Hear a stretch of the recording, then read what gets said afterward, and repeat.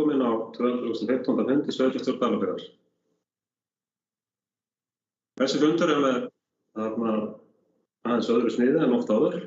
Við erum eftir samblanda fjarfundi og staðfundi, en Pálmi Jóhannsson og Þuríður Jóni Sigurðardóttir þau sitja í fjarfundi vegna COVID-smits.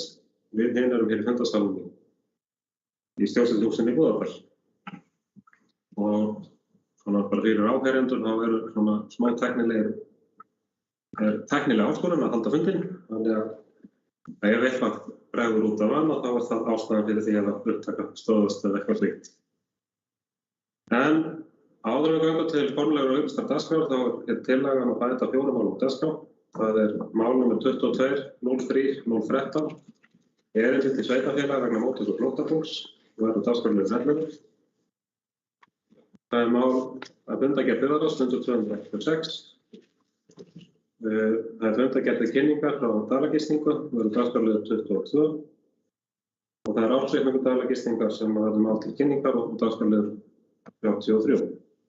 Þessum samþykkt því að taka þessi mál á dagskrá gefur ekki. Það samþykkt samhliða. Þá fyrsti dagskrárliður, það fyrri umræða ársreikning Dalvíkur 2021. Og Haraldur Örn Hreinisson, endurskoðandi, mættur hér á fundinn. Og ég ætla bara að bjóða hann velkominn í portu og við ætlum að fara yfir ársreikning 2021.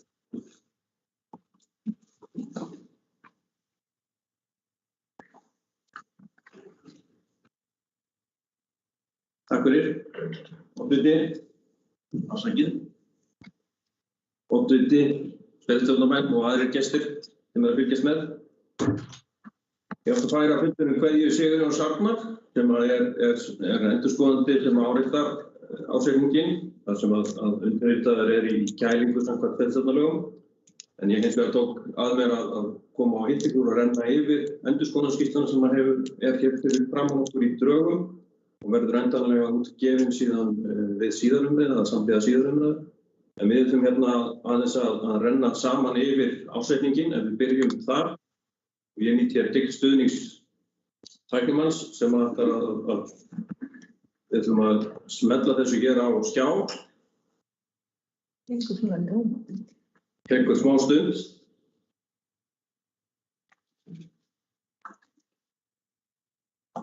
Þarna kemur þetta. Takk fyrir.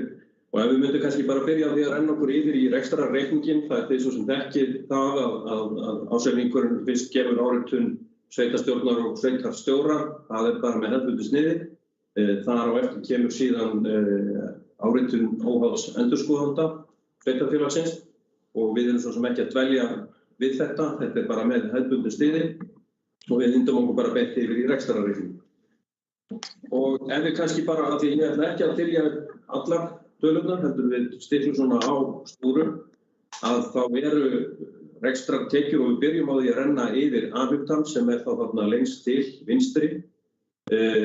Rekstrartekjur Dalabyggðar árið 2021 námu 855,7 milljónum. Áætlanir höfðu gert ráð fyrir rétt rúmlega 810 milljónum. Og ársreikningur fyrir árs gaf til kynna að þær hefðu verið 812 milljónir. Það er að segja rekstrartekjur A-hlutans, þær eru að hækka á milli ára það bil 5,4%.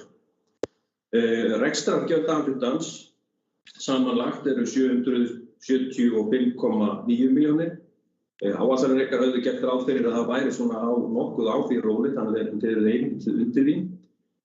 Samanborið fyrra ár voruð með 729 milljónir. Og rekstrargjöldin í A-hlutanum þau eru að hækka 6,4%. Við viljum kannski svona sérstaklega vekja athygli á því að lífeyrisskuldbindingin hún er að hækka verulega umfram áætlaða fjárhæð. Þið hafið eflaust fylgst með umræðunni sem þennan einstaka lið, en það fjallað þetta aðeins betur í endurskoðunarskýrslunni. Og við börum þar að lendi nánar aðeins yfir það. Þannig að í raun og veru að það að þið séu með lægri laun og launatengd gjöld heldur en áætlanir höfðu gert ráð fyrir og einnig lægri rekstrarkostnað, annan rekstrarkostnað, þá gerir það að verkum þessi sveifla sem í matinu og lífeyrisskuldbindingunum gerir það í raun og veru verkum að menn eru hífðir svolítið upp. en engu að síður farið ekki umfram það sem að áætlanir höfðu gert ráð fyrir, sem vel. Nú, rekstrarniðurstaða fyrir afskriftir, oftinu talaði þetta sem framlegð, hún rétt 80 milljónir. Hún töluvert betri heldur en áætlanir höfðu gert ráð fyrir og nokkuð nærri því sem að ársreikningur 2020 sýndi eins og þið sjáðu sem 83 milljónir. Þetta náttúrulega búin að vera krefjandi aðstæður í rekstri sveitarfélaga. Næsti liður þar fyrir neðan, það eru afskriftirnar. Það svona eilítið undir því sem að gert var ráð fyrir í áætlunum, eða tæplega 19 milljónir. Og rekstrarniðurstaða fyrir A-hlutans þá þegar búið að taka tillit til fjármálatekna og fjármagnsgjalda jákvæð 28 milljónir. Það sem að ég vil kannski vekja athygli á að ef við skoðum kannski skýringu 6 betur og eftir, að í A-hlutanum verið að færa niðurfærslu á eignarhluta A-hlutans í fasteignafélaginu Hvammi og við förum betur yfir það svona þegar við rennum yfir endurskoðunarskýrsluna og það skýrir svolítið þessa sveiflu sem í fjármagnsgjöldum. Þau svolítið hærri heldur en áætlanir höfðu gert ráð fyrir, en einnig verðbólgan meiri heldur en það var gert fyrir í fjárhagsáætlun. Við förum hratt yfir bara á B-hlutann, það rekstur á B-hlutans eða samstæðurnar ykkar. Við erum þarna með rekstrartekjur fyrir rétt rúman milljarð eða tæplega 1,1 milljarð. Við erum nokkuð bara í kringu það sem áætlanir höfðu gert ráð fyrir og þetta nú töluvert hærra heldur en árið áður og tekjurnar eru að aukast sirka 7,5% á milli ára. Nú rekstrargjöldin í samstæðunni ykkar 971 milljón. Það nokkuð lægra heldur en áætlanir með viðaukum höfðu gert ráð fyrir, en eilítið hærra heldur en á síðasta ári og hækkunin 6,8%. Þegar við erum síðan búin að leiða út þarna hlutdeild minnihluta í afkomu, af því að þið eigið ekki allar einingarnar 100% sem inni í samstæðunni ykkar, og þá eru 13,8 milljónir hlutdeild annarra í því tapi sem í tapi eins og í fasteignafélaginu Hvammi. Þannig að þá engu að síður rekstrarniðurstaðan 24 milljónir rétt rúmlega jákvæð. Það nokkuð betra heldur en við höfum gert ráð fyrir í áætlunum með viðaukum og eilítið minna heldur en var árið á undan. Framleiða hlutfallið ykkar, það önnur svona stærð sem verið að horfa í og lykiltala sem oft slegið fram. Framleiða hlutfallið í A-hlutanum 9,3%, en framleiða hlutfall samstæðunnar í heild sinni rétt 9%. Nú ef við vildum okkur næst fara í eignirnar, og það eins og áður að það kannski ekki verið að fara yfir hverja einustu tölu, en þið sjáum að við förum bara yfir samstæðunni í heild þar, það segja að varanlegir rekstrarforminir samstæðunnar þarna 1,077 milljónir og það að vaxa þá fjárfestingu ársins sem þá umfram afskriftir ársins, en fjárfesting ykkar á árinu, eða þeirra félaga sem mynda samstæðureikningi, var 41,1 milljón. Það má finna sundurliðun á því hvernig þetta að skiptast niður á einstaka blokka og einstaka verkefni í skýringu 8. Við ágætt svona að nota þess að glöggva sig á því hvar við erum svona í samanburði þar áætlanir sem að settar voru fram upphaflega.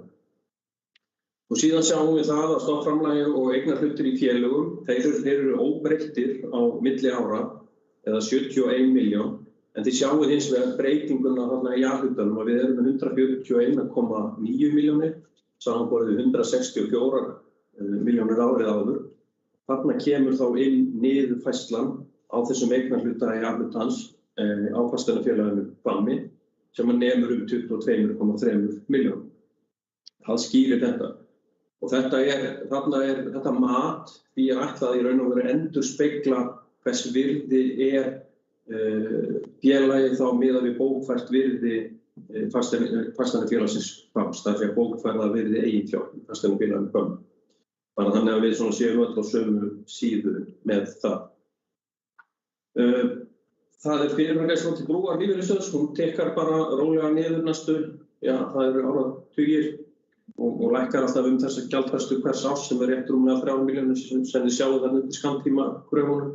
Óinnheimtu tekjurnar ykkar að lækka, byrðirnar að lækka á milli ára, en handbært fé hins vegar að vaxa töluvert og handbært fé ykkar í árslok eða samstæðu ásetningi eru 215 milljónir samanborið við 152,6 milljónir. Sem jákvætt. Aðeins örstur þarna varðandi skammtímakröfur og eigin fyrirtæki sem þið eruð að horfa á í A-hlutanum ykkar. Þá langar mig að minnast á það og útskýra af hverju þetta er tilkomið. Þetta má eiginlega horfa á þetta sem það sem að A-hlutin búinn að lána B-hlutafyrirtækjunum ykkar. Annars vegar til þá í einhverjum tilfellum til þess að standa undir hallarekstri eða þá til þess að fjármagna fjárfestingar í viðkomandi einingu. Stærsta staðan þarna við Dalaveitur eða rétt 73 milljónir og síðan við þá með Silfurtún þarna 33,1 og Fráveitan og svo einnig félagslega eignir. Af hverju ég að minnast á þetta? Það vegna þess að kannski framveginn þá þarf A-hlutin mögulega í þeim verkefnum sem hann mögulega að fara í kalla eftir þessu fjármagni tilbaka.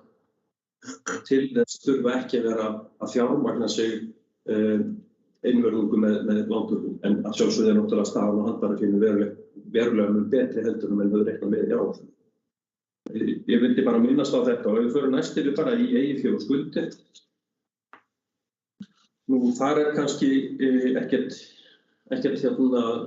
stórvægilegt kannski sem við rennum yfir nema bara að eigið fé sveitarfélagsins 892 milljónir, þar af hlutdeild minnihlutans 25,4. Lífeyrisskuldbindingin eins og gátum við á þegar við vorum að skoða gjaldfærsluna í rekstrarreikningum, hún vex töluvert á milli ára. Skuldir við lánastofnunum eru rétt 308 milljónir, það að segja þá langtímahlutinn, það sem til greiðslu þá 23 og síðar, það sem til greiðslu 2022, það að segja á þessu ári eru 42 milljónir og svo eru þá með aðrar skammtímaskuldir sem þá áfallnir vextir og ógreiddir reikningar sem hafa borist fyrir áramót og ekki á gjalddaga 137 milljónir. Þá skulum við fara yfir í sjóðstreymið sem kannski svona, eins og ég hef áður sagt, þetta skemmtilegasti staðurinn í ársreikningnum.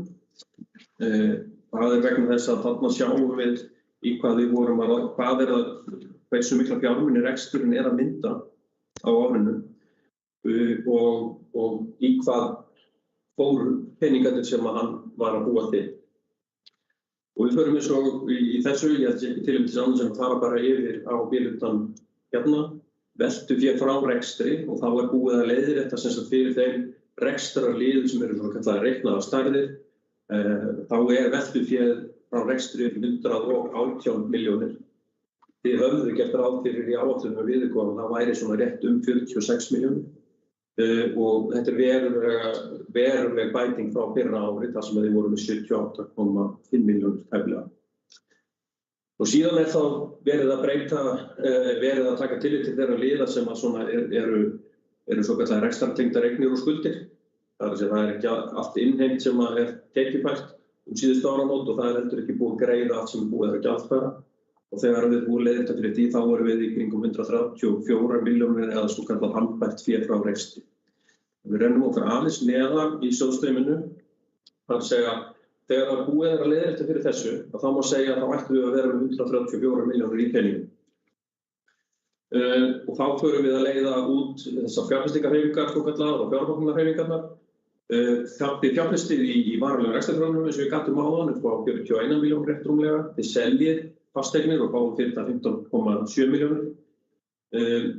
Þið greiðið af langtímalánum upp á 45,8 milljónir. Þannig að fjármögnunarhreyfingarnar og fjárfestingarhreyfingarnar gera það að verkum að við erum búin að ráðstafa í raun og veru öllum þessum 134 nema það eru 64 milljónir tæplega eftir sem þessi hækkun á handbæru fé á milli ára. Það að segja þegar öllu á botninn hvolft þá höfðu þið gert ráð fyrir því að í áætlunum með viðaukum að þið væruð með sirka 32 milljónir í handbæru fé. Þegar að síðan árið spilast og þá þið ekki að ganga á handbæra fé því við sjáum að við höfum gert ráð fyrir að það myndi lækka 25,2 milljónir tæplega á milli ára. Heldur þið að auka sjóðstöðuna upp í tæplega 64 milljónir eða í þessar 216 milljónir.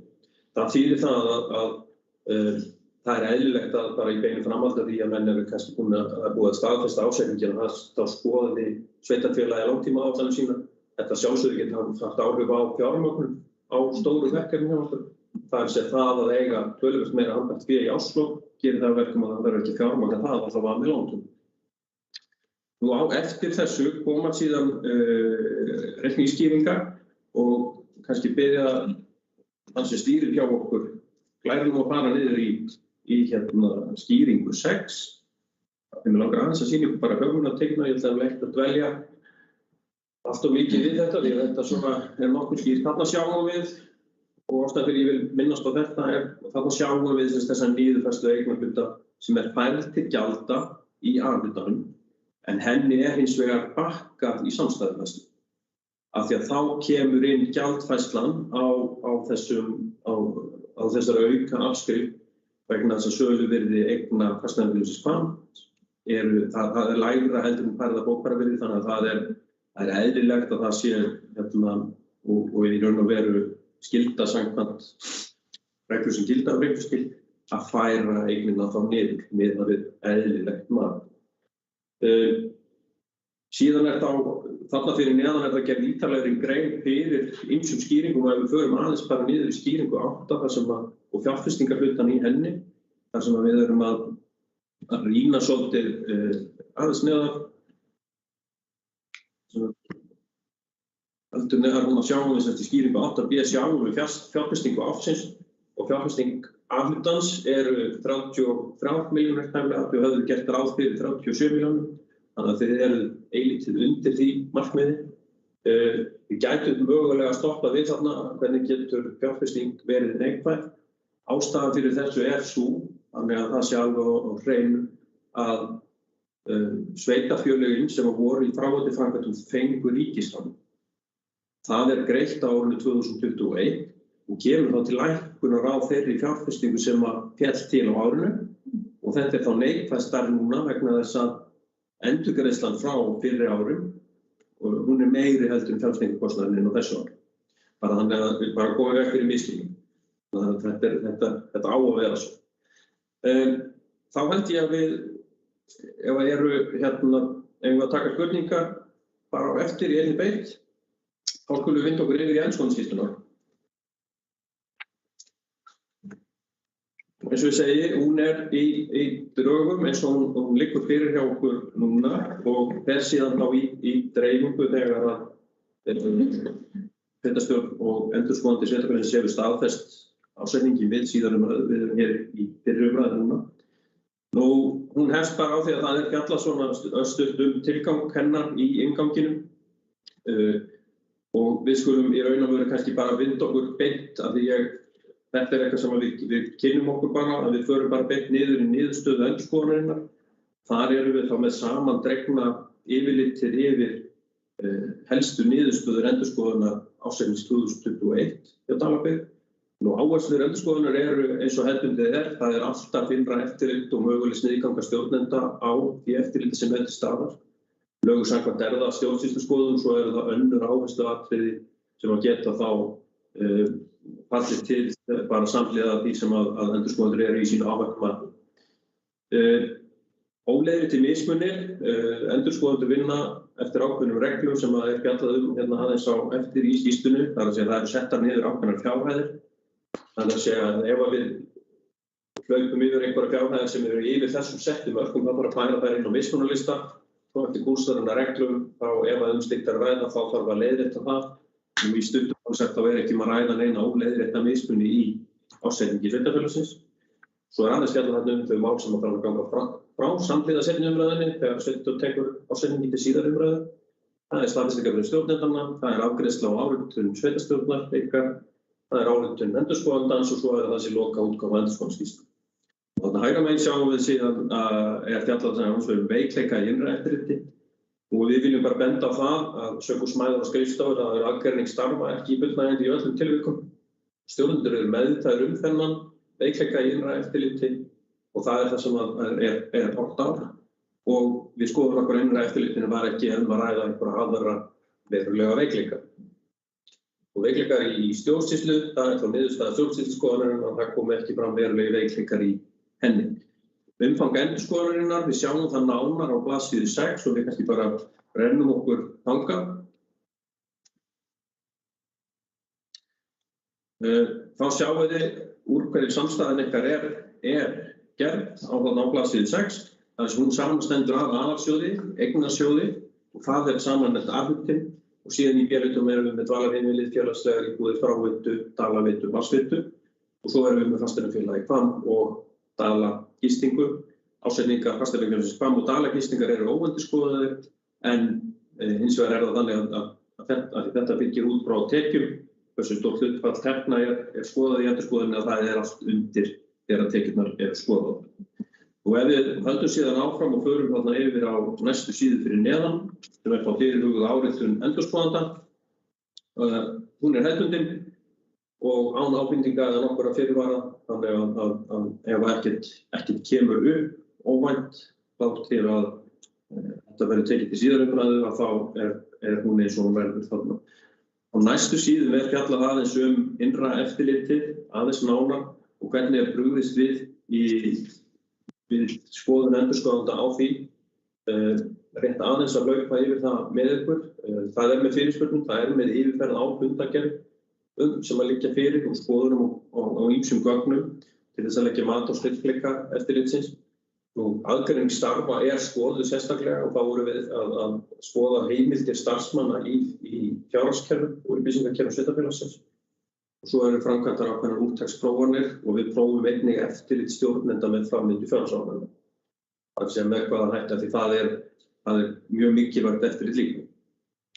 Í niðurstaða þessar skoðunar er það kom ekki fram verulegir veikleikar en eins og áður sagði, sögum fámenns og skrifstofum, að þá er aðgreiningin kannski ekki hægt að koma inn í við af fullu og það er eðlilegt.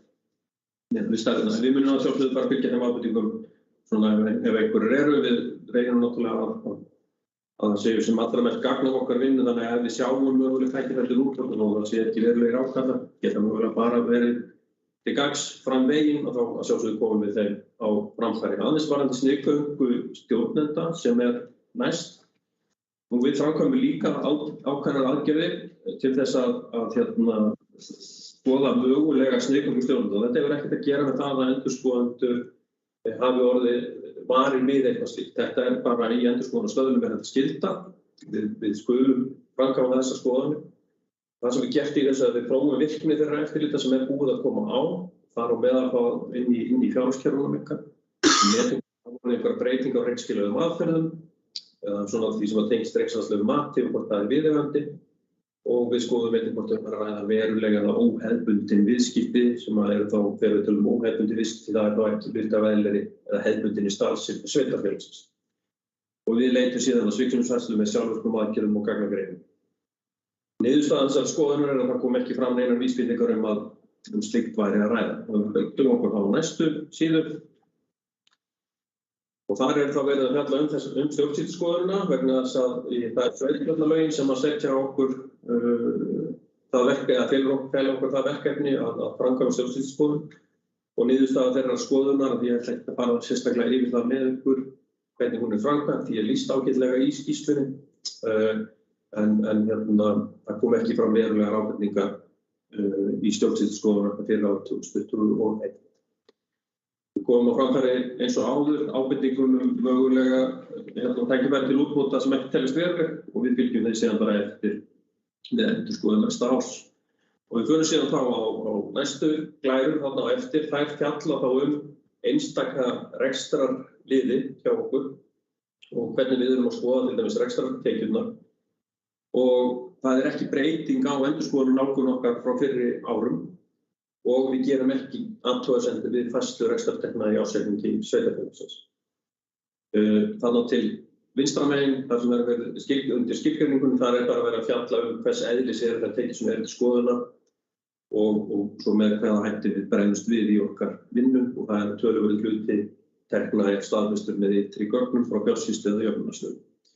Förum okkur aðeins áfram í glærun hjá okkur.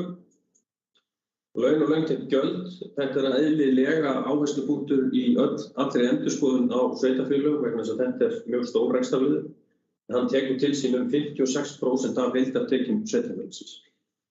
Það ekki breyting á endurskoðunarnálgun okkar á þessum lið á milli ára og við gerum ekki athugasemdir við færslu launa og launatengdra gjalda í ársreikningi sveitarfélagsins. Þá höldum við áfram, þá komum við í varanlegu rekstrarfjármunina og þarna kannski vil ég minna sérstaklega á það sem ég var að tala áðan og það endurspeglast inn í niðurfærslunni á eignarhluta A-hlutans í fasteignafélaginu Hvammi. Það að í árslok 2021 var samþykkt tilboð í hluta fasteigna í eigu fasteignafélagsins Hvamm sem var töluvert lægra en bókfært virði þeirra og af þeim sökum verið að færa aukaafskrift upp á 26 milljónir til þess að færa þá bókfært verð niður í virði eignanna eins og það endurspeglast þegar horft til söluverðmætis þess. Þetta svona kannski sá liður sem rétt að minnast á varðandi varanlegu rekstrarfjármunina. Að öðru leyti ekki við yfirförum að sjálfsögðu með hvaða hætti farið með þetta í reynslunum en það ekki breyting á endurskoðunarnálgun okkar á milli ára og við gerum ekki athugasemdir við færslu varanlegu rekstrarfjármunina í ársreikningi. Þá förum við áfram.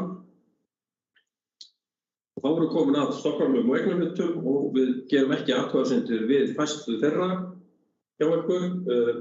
Svona stærstu eignarhlutirnir eru eignarhlutir ykkar í lánasjóði sveitarfélaga, þannig bókfærður á 54 milljónir.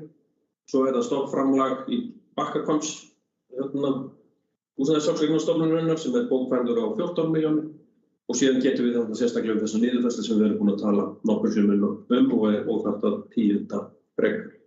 Svo förum við áfram niður í þessu og þá það lífeyrisspurningin. Og þetta kannski atriði sem við skulum aðeins stoppa við vegna þess að þetta líka búið vel að svolítið í umræðinni. Á árinu þá voru ákveðnar breytingar gerðar á þeim töflum sem eru notaðar til þess að reikna lífeyrisskuldbindingar. Þið takið eftir því að gjaldfærslan allnokkur og töluverð breyting á milli ára og það má svona skipta því aðeins upp í nokkra þætti. Þið sjáu það í töflunni þarna, hægra megin og það má skipta í grunninn til í þrennt.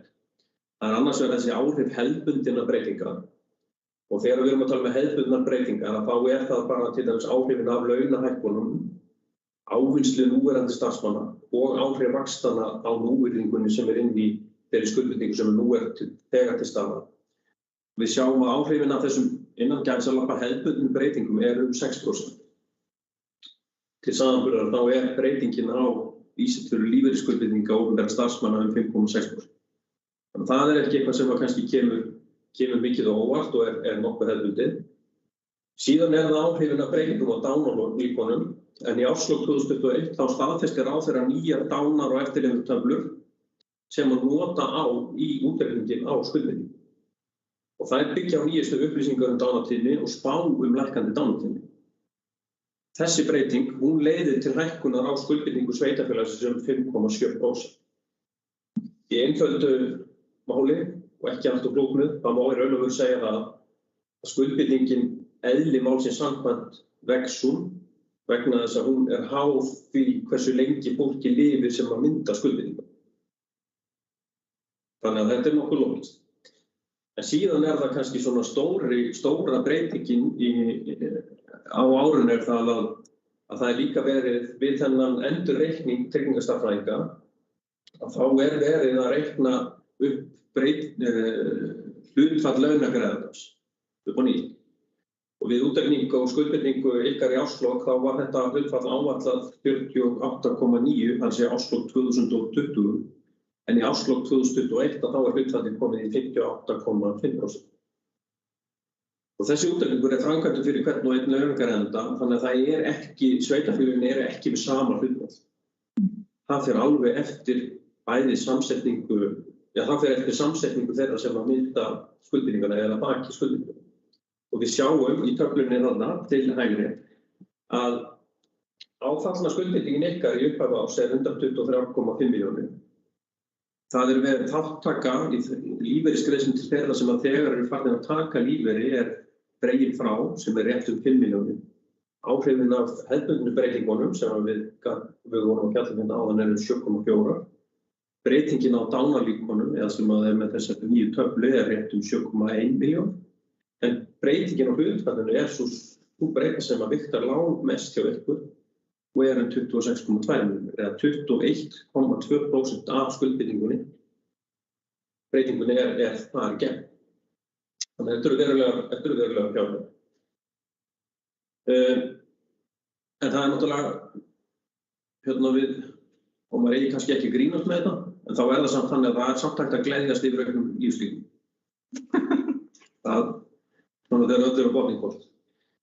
En viðbrögðin í endurskoðun það að við metum hæfi tryggingastofnæðinganna, við yfirförum útreikninga þeirra og eftir atvikum þá verðum við að greina eftir svona breytingar í ákveðnum greiningarhættum og við gerum ekki athugasemdir við færslu lífeyrisskuldbindinga í ársreikningi sveitarfélagsins. Þá skulum við vinda okkur eftir þennan langa lestur yfir lífeyrisskuldbindingar og förum aðeins yfir í Silfurtún.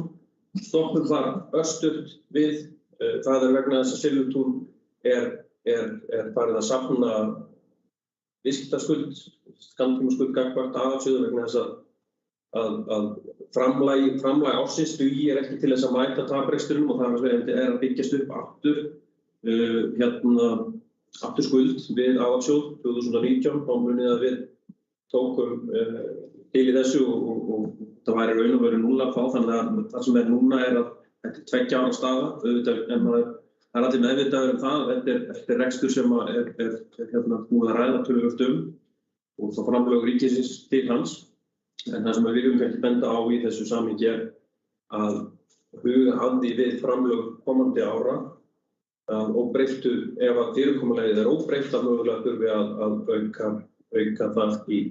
Þannig að það sé í raun og veru tryggt að þegar verið að lána fjármuni yfir að þá annarkvort sé ekki væntingar að það greiðist allt tilbaka á einu ári sem ég held að sé óraunhæft og má velta þess fyrir sem eðlilegt að koma því til svona í lengri fjármögnunarform með einhverjum niðurgreiðsluferli.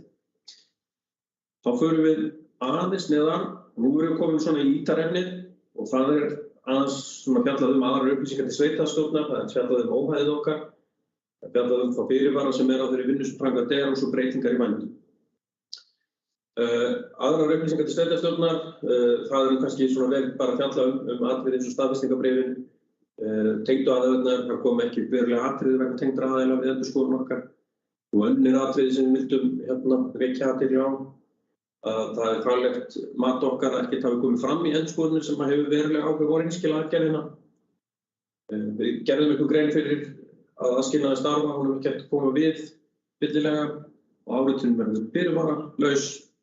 Ekki hafa komið upp sviksemisatvik eða grunur sviksemi stjórnenda sveitarfélagsins eða starfsmanna í lykilstöðum innra eftirlits sem leiðir til verulega skekkju. Við höfum framkvæmt mat á sérfræðingi, það að segja tryggingasérfræðingi sem skilað til einhver uppreikningi á lífeyrisskuldbindingum og við teljum hann hafa hæfan. Svo stjórnendur veittu okkur öll gögn og skýringar sem við óskuðum eftir.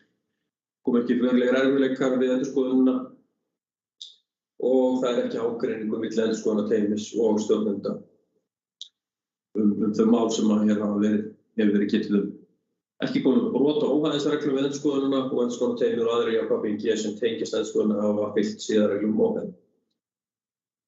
Reynskilaðaðferðirnar, stuttumáli samt að telja við þær viðeigandi og það var farið yfir helstu niðurstöður endurskoðunar með stjórnendum.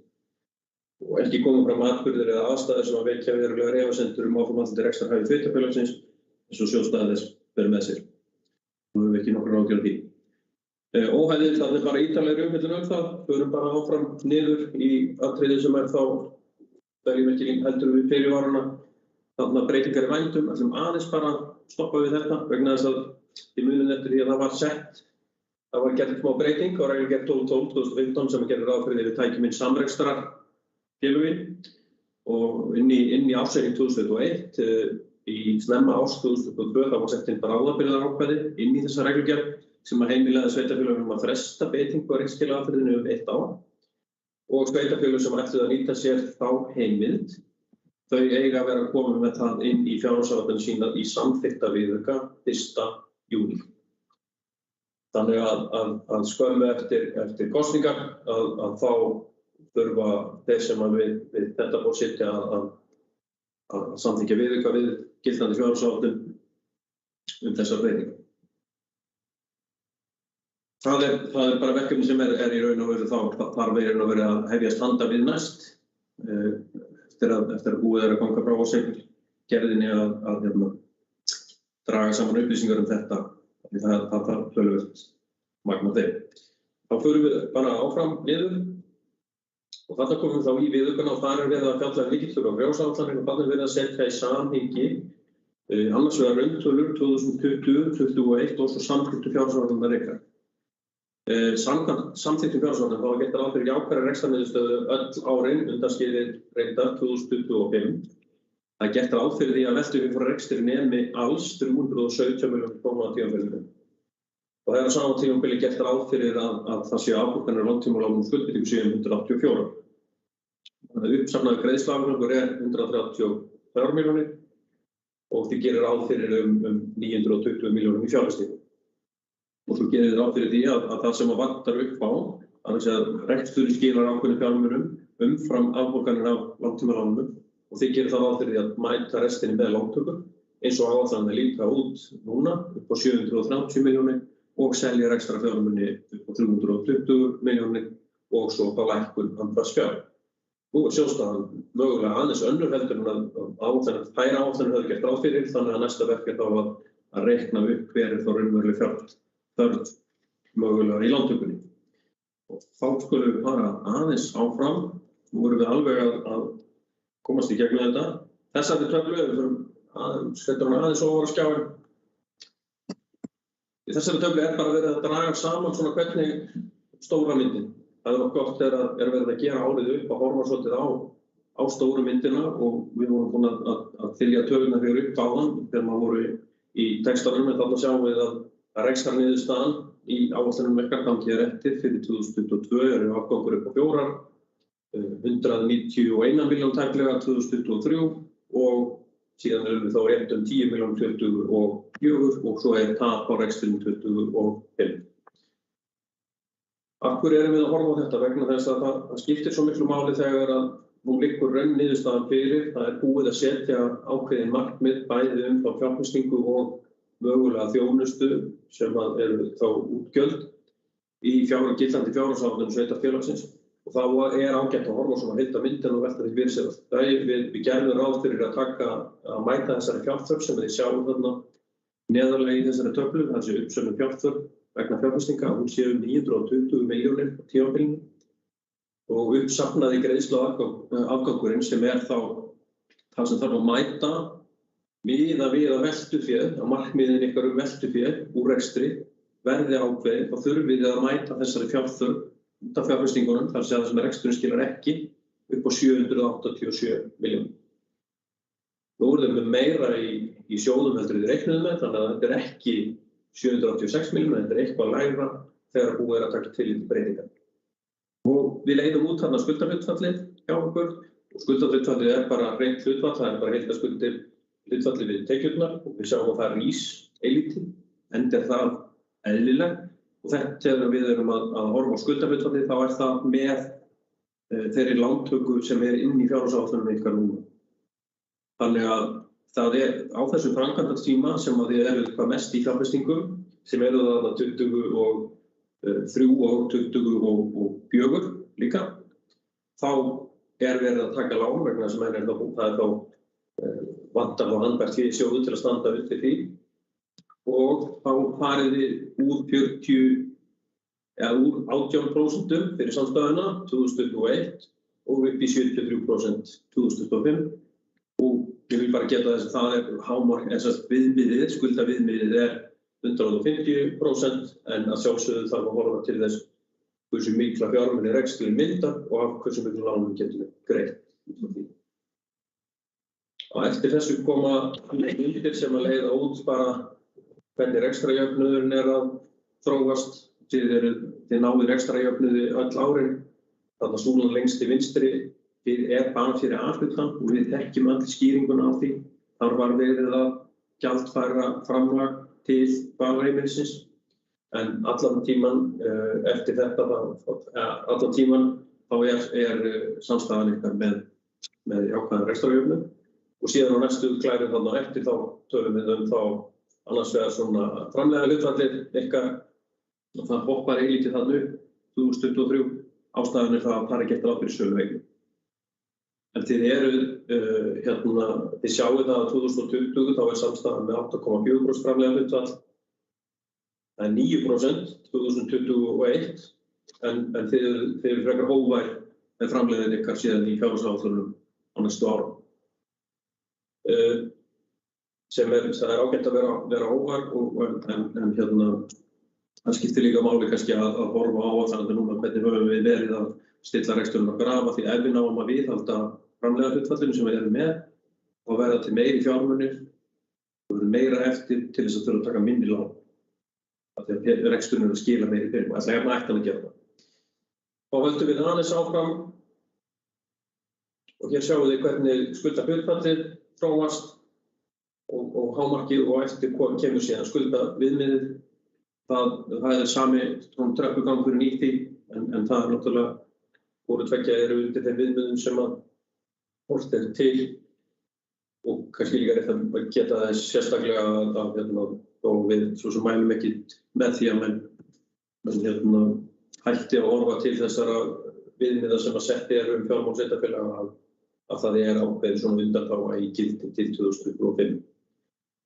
Þá held ég að ég sé ekki að hafa þetta mikið lengra þetta og þakka bara fyrir mig.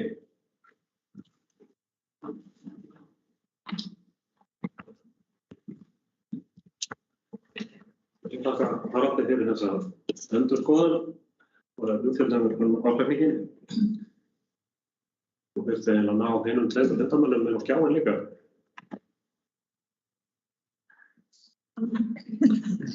Það kalla bara hvað? Við erum að bíða eftir að tæknimaður komi hérna inn í salinn.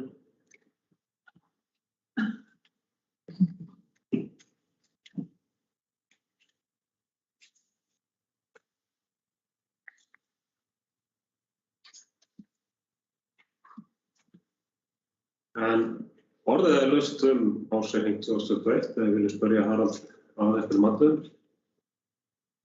Svo velja. Það var spurningar til Haraldar.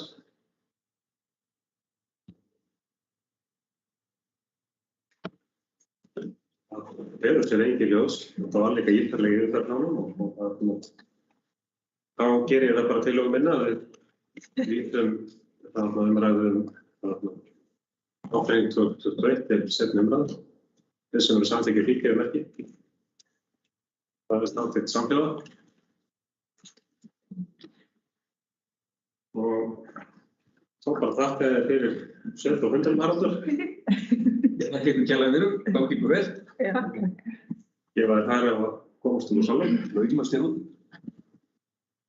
Þá næst aðfélagur 2, það endurskoðun á aðalskipulagi Dalabyggðar.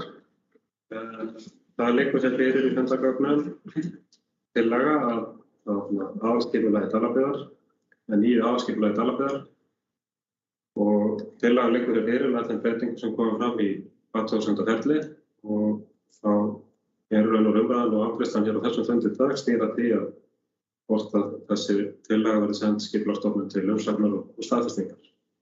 En orðið laust aðalskipulagsfélag, Ragnheiður.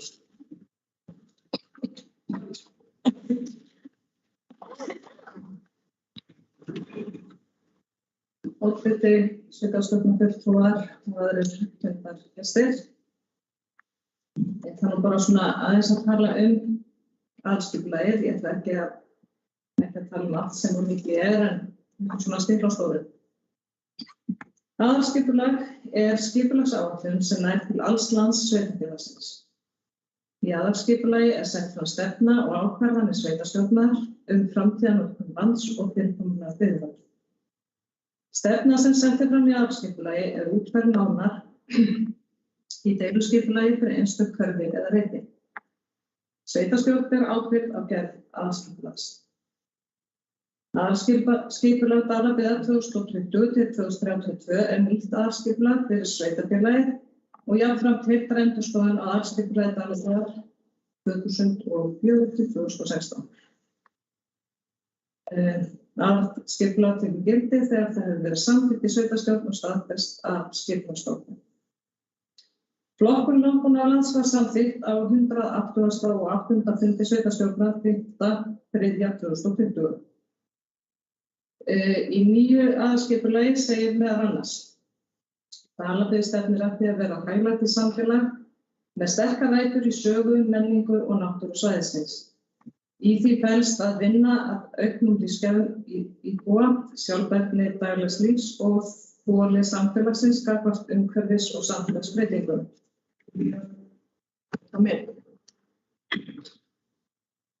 Skapa á góð skilyrði fyrir heilbrigt, skemmtilegt og fjölskylduvænt samfélag, þróttmikið mennta- og menningar- og íþróttastarf og öflugt atvinnulíf. Árið 2018 á landsvísu áætlað að rekja megi tæplega 9 milljarða landframleiðslu beint til lax- og silungsveiða. Árnar eru almennt mjög laxauðugar þar sem veiðinýting á laxi öflug og stundum með sjálfbærum hætti. Veiðinýting á laxi arðbær sem styður við búsetu í sveitarfélaginu. Í nýju aðalskipulagi kemur fram að staðinn verður vörður hefðbundin veiðihlunnindi. Veiðinytjar skulu vera sjálfbærar þannig að viðgangur stofna verði tryggður og áhersla lögð á að tryggja hefðbundin veiðihlunnindi og að lagður verði grunnur að frekari nýtingu veiðistofna með sjálfbærni að leiðarljósi, svo sem sjófuglaveiði, sjóstangveiði, auk lax- og silungsveiði. Forðast skal efnistöku í eða svo nærri vatnsföllum að þær geti haft neikvæð áhrif á lífríki þeirra og þar með veiðinytjar. Helsta breytinginnar varðar hverfisvernd felst í æðarvarpi sem nýtur nú einnig hverfisverndar ásamt aðliggjandi sjávarbyggðum, leiðum og votlendi. Auk þess að hafa hverfisverndarsvæði verið endurskoðuð í ljósi reynslu á skipulagstímanum og nákvæmari grunngagna ásamt því að gera verndunina markvissari. Það á við hverfisverndarsvæði á ósasvæðinu í botni Hvammsfjarðar sem eru endurskilgreind og svæðin í Sælingsdal og Reykjadal sem hafa verið minnkuð. Einnig hefur hverfisvernd í Kleppudal verið felld niður. Samkvæmt skipulagsreglugerð skal skilgreina í aðalskipulagi svæði þar sem heilsu eða öryggi kann að vera ógnað. Í kaflanum varðarsvæði hefur verið bætt inn upplýsingum miltisbrand. Allir staðir þar sem miltisbrunahræ hafa verið grafin eru hugsanlega hættulegir og geta verið uppsprettar miltisbrandssýkingar ótiltekinn tíma. Sú hætta hefur aukist með auknu jarðraski og framkvæmdum, en einnig getur breytt tíðarfar raskað eftir kröfu. Á jörðum með fasta búsetu heimild fyrir einni vindmyllu, hámarkshæð hverfils allt að 20 metrar, hæsta staða spaða allt að 30 metrar og uppsett orkuvinnsla allt að 0,5 megawatt, lágmarksfjarlægð frá íbúðar- og frístundarhúsum á nágrannajörðum skal vera lágmarki 1000 metrar og minnst 200 metrar frá landavirkjum. Minni háttar mannvirki eru heimil svo sem fjarskiptamöstur allt að 10 metra há og sólasellur til eigin nota á og við byggingar. Svigrúm fyrir allt að 30 kW smávirkjanir með minni háttar uppstöðulóni eða allt að 200 kW rennslisvirkjanir. Við uppsetningu virkjananna skal huga að sýnileika og afturkvæmni framkvæmda og þess gætt að valda sem minnstum skaða á náttúrunni. Heimilt að setja skógrækt í landbúnaðarland í flokki 2 og 3. Mótun svæðis ætti alltaf að taka mið af landslagi og heildarásýnd svæðisins. Skógrækt skal falla vel að náttúrulegu landslagi og menningarlandslagi og má ekki skerða aðgengi að útivistarsvæðum eða spilla berjalöndur. Gæta skal að því að skerða ekki útsýni til mikilvægra svæða svo sem frá híbýlum nágranna, áningarstöðum og öðrum mikilvægum stöðum. Gæta skal þess að skógrækt auki náttúruleg gæði svo sem gróðurfar og búsvæði. Skógrækt má ekki raska náttúrufyrirbrigðum sem njóta sérstakrar verndar samkvæmt lögum náttúruvernd eða fornminjum samkvæmt lögum menningarminjar. Ekki skal plantað í mýrlendi og þess gætt að ekki skapist hætta á þurrkun tjarna og annarra votlendissvæða. Fjarlægð trjáa til háspennu loftlína miðast við að hún sé hæð fullvaxin á trjáa margföldum með 1,5. Fjarlægð til jarðstrengja miðast við rótarkerfi fullvaxins trjágróðurs. Hestamennska vinsæl íþrótt- og tómstundagrein í sveitarfélaginu líkt og víða annars staðar á Íslandi. hesthúsasvæði er austan Vesturbrautar, þar sem byggð hefur verið upp öflug aðstaða á skipulagstímanum. Umfangsmikið net reiðstíga liggur sveitarfélagið og tengist hesthúsahverfinu sunnan byggðar í Búðardal. Reiðleið liggur einnig austan byggðar í Búðardal. Margar áhugaverðir reiðleiðir eru í sveitarfélaginu, svo sem þjóðleiðin fram Sælsdal yfir í Hvammsdal, í Saurbæ og útferð strönd undir Skólavíkurmúla. Ástand reiðstíga er mismunandi. Í sumum tilvikum eru stígarnir aðeins færri hluta á ári og sums staðar þarf að hafa samráð við landeigendur notkun þeirra. Athugasemd kom reiðleið undir Skólavíkurmúla ásamt tillögu að því að færa reiðleiðina og fella út í nýja skipulagi. Við nánari athugun þóttu tillögur nýja leið ekki árennilegar og stendur reiðleið undir Skólavíkurmúla óbreytt frá eldra aðalskipulagi Dalabyggðar.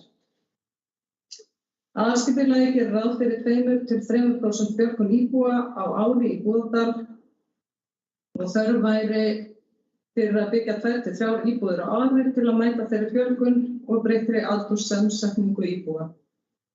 Svæði fyrir frístundabyggð hafa verið endurskoðuð með tilliti til þróunar síðustu ára. Meðal annars hefur verið dregið úr umfangi frístundabyggðar norðan þéttbýlis til að auka svigrúm til uppbyggingar við Silfurtún.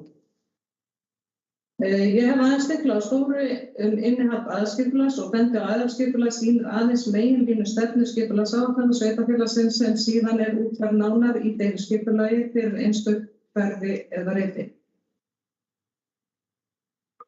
Takk fyrir mig. Takk fyrir þetta, Ragnheiður. Eru fleiri sem vilja taka til máls? Anna?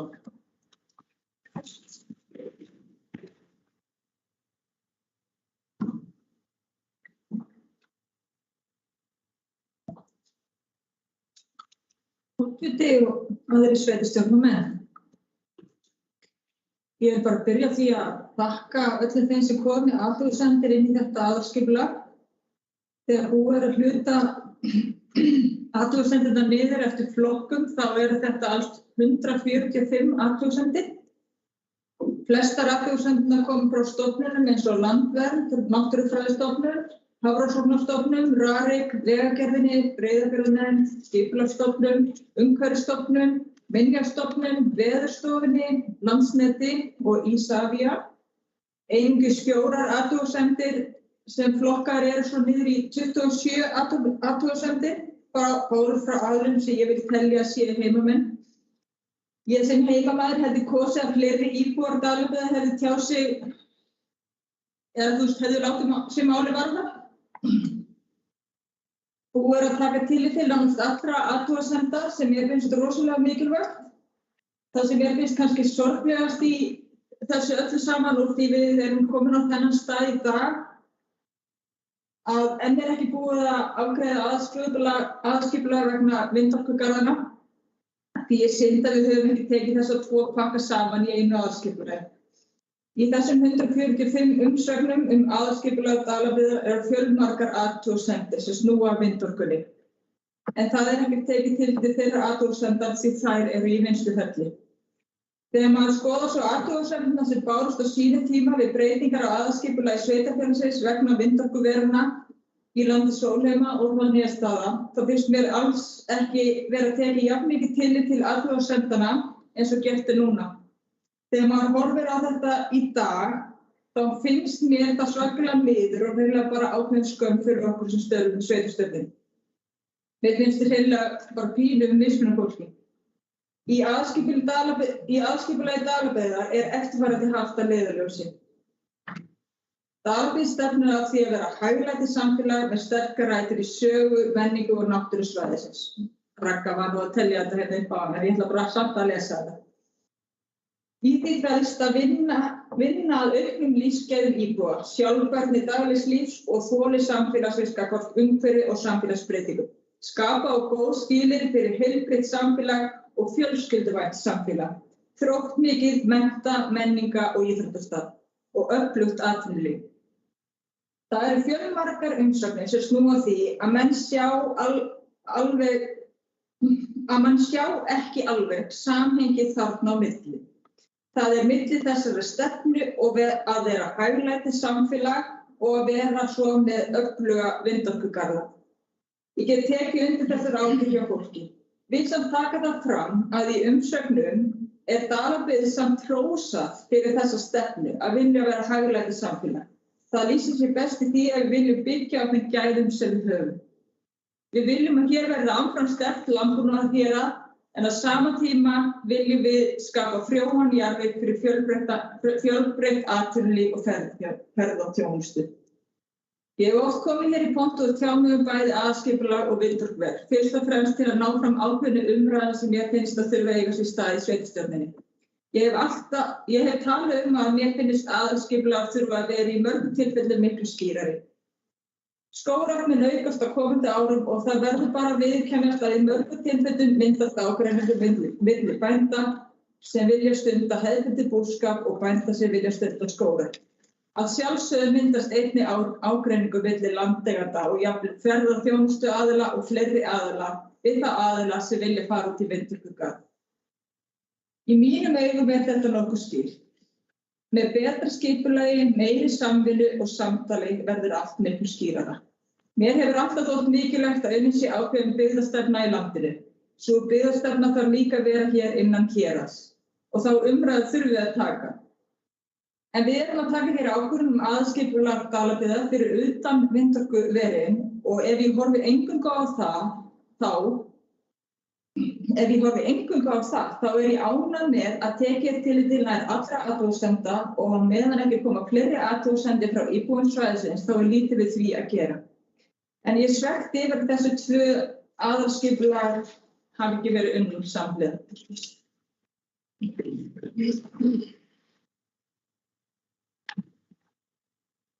Takk fyrir þetta.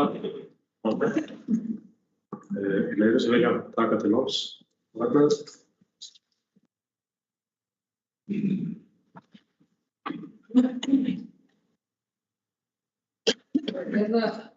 Reyna aðeins að svara annað af hverju aðalskipulag fyrir vindorkugarða á Hólmavíkurstöðum og sólheimum sé ekki tekið inn í þennan pakka. Það náttúrulega hefði sjálfsagt verið hægt. Ég samt alveg viss það að ef við hefðum sett þessar 2 vindorkugarða inn í þetta aðalskipulag þá værum við ekki bara að afgreiða þetta aðalskipulag á bara komandi vikum eða mánuðum vegna þess að það færi ekki gegn hjá skipulagsráði. Við fengjum það alltaf tilbaka því að það er bara ekki búið að ákveða framtíðar plön stjórnvalda gagnvart vindorku. Athugasemdir sem að komu við Hróðnýjarstaðir og Sólheima, það er ekki þannig að það sé ekki tekið tillit til þessara athugasemda. Þær eiga ekki allar við á þessum tímapunkti. En þegar kemur að deiliskipulagi og þar á eftir framkvæmdarleyfi, þá þarf að taka betur skoðun á öllum þeim málum sem nefnd voru. Þetta var ekki allt þannig að það ætti heima á þessu stigi málsins sem það er nú. Og svo vil ég bara ítreka að aðalskipulag er ekki mjög djúpt skipulag. Þetta eru meginlínur, framtíðar stefnur og plön sem við ætlum að vinna með, en síðan þarf að útfæra málin betur þegar kemur að þeim hverju fyrir sig. Takk. Takk fyrir þetta, Ragnar. Fleiri sem vilja taka til máls. Einar.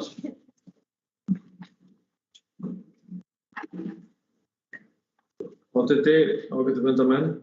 Við erum bara að taka undir það sem Anna og Ragga hafa sagt að það er bara frábært að þessi vinna sé komin á þetta stig, að við séum að fara að senda þetta frá okkur.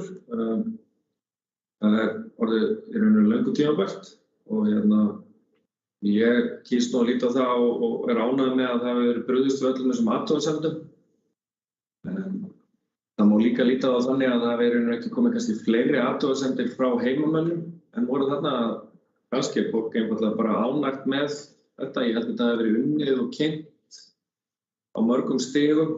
Fólk frekar að koma með athugasemdir inn í þetta í ferlinu og ég held að þetta muni bara vera góð vinna inn í þá þetta sem býður okkar varðandi næstu breytingu sem tengist á vindorkunni. Það mikil gerjun í því og með við þá uppsöfnuðu orkuþörf sem var tilkynnt núna í vikunni að þá hefur maður trúað því að það gerist eitthvað núna mjög fljótlega í einhverju framtíðarskipulagningu varðandi vindorku með við allavega þessi nýja skýrsla sagði.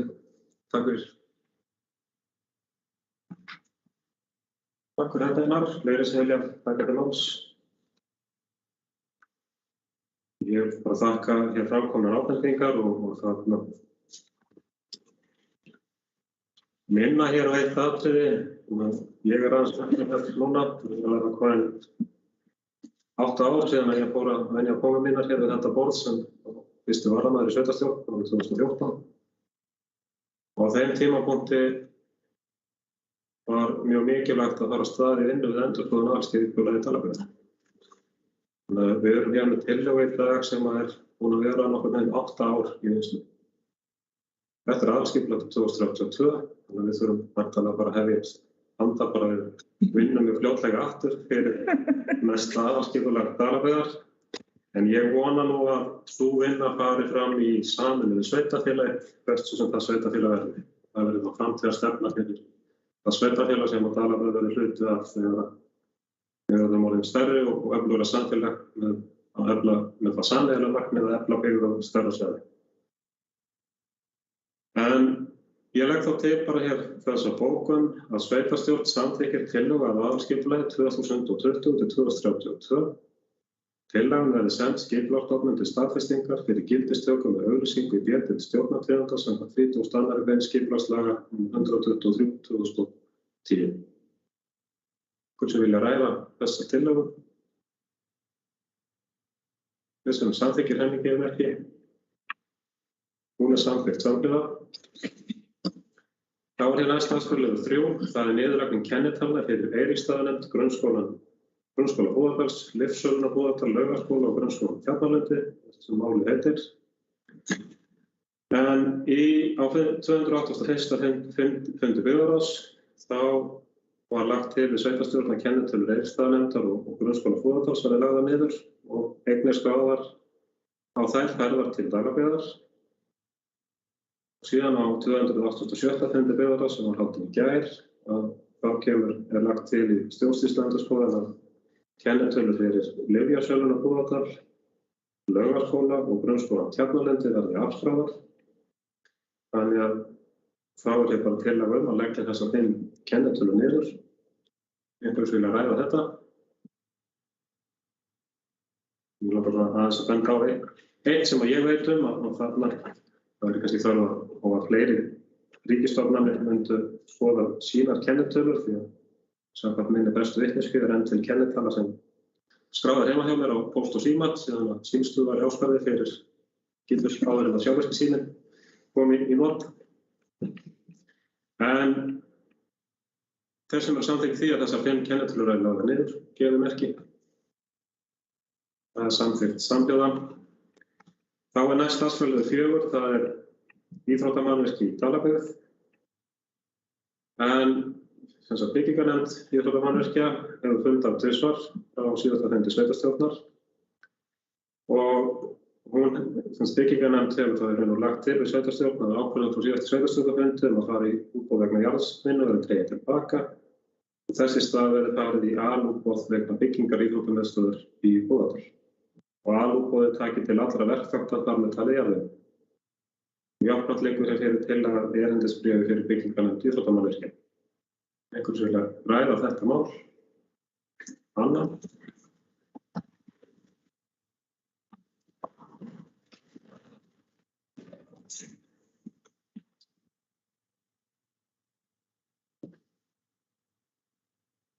Oddviti og aðrir fundarmenn.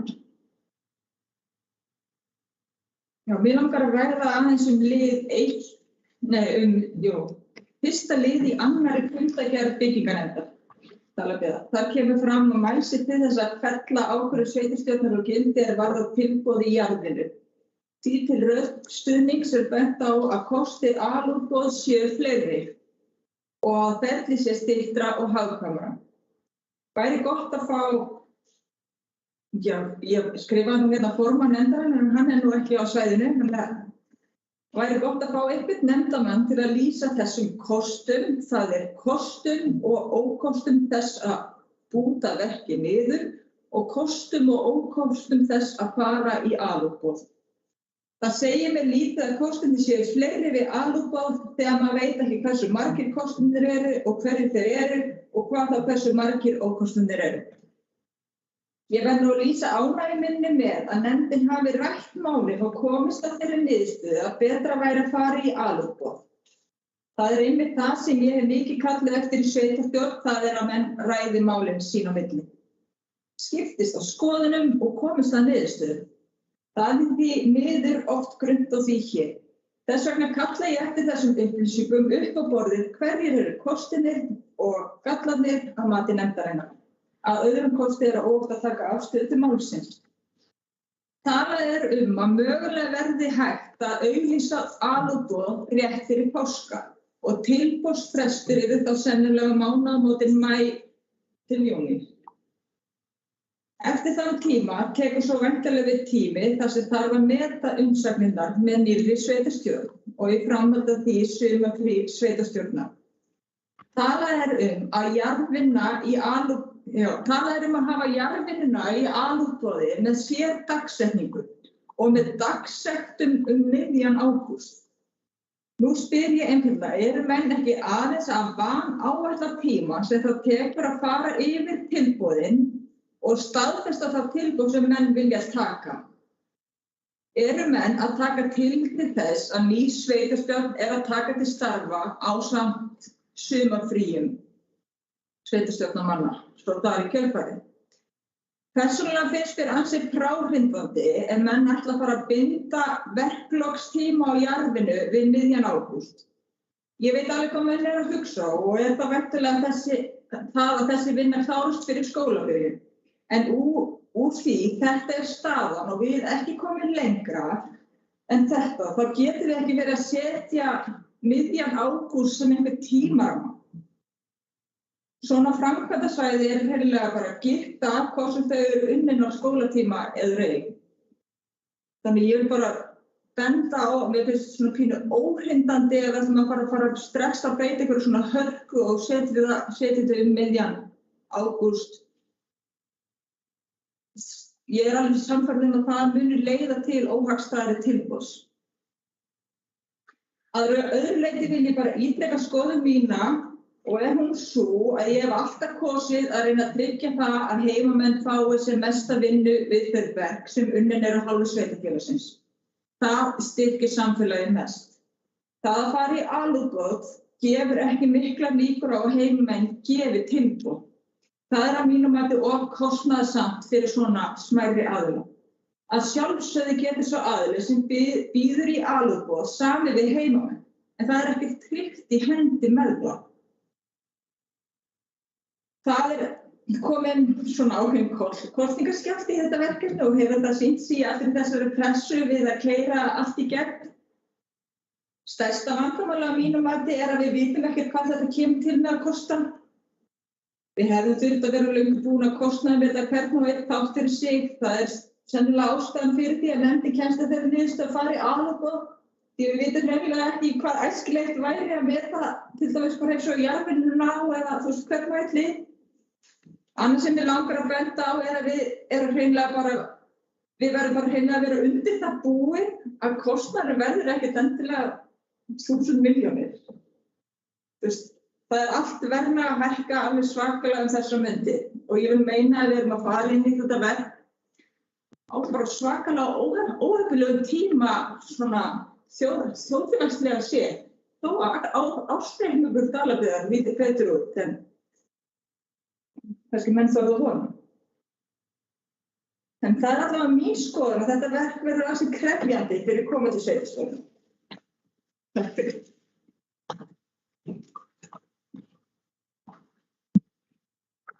Takk fyrir þetta, Anna. Við erum að taka til máls, Einar.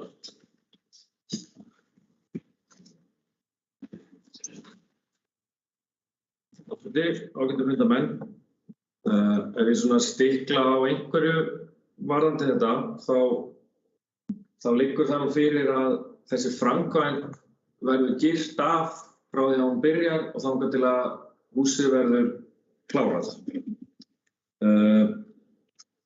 Kosturinn náttúrulega, það er rétt hjá Önnu að kosturinn við að moka upp úr og svo að keyra í þetta meðan skólinn er fyrst og fremst bara til þess að þessi bíla og þessi þunga umferð sé ekki meðan skólinn í gangi.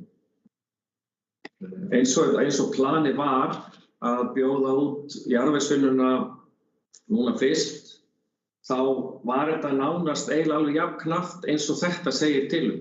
Og eiginlega megin ástæðan fyrir að nefndin tekur þessa uppbeygju svo að upplýsingarna sem við fengum á fundinum frá sérfræðingunum og verkfræðingunum var að þetta var þeir voru tilbúnari heldur en við héldum. Þeir voru einfaldlega að verða komnir með þessi gögn.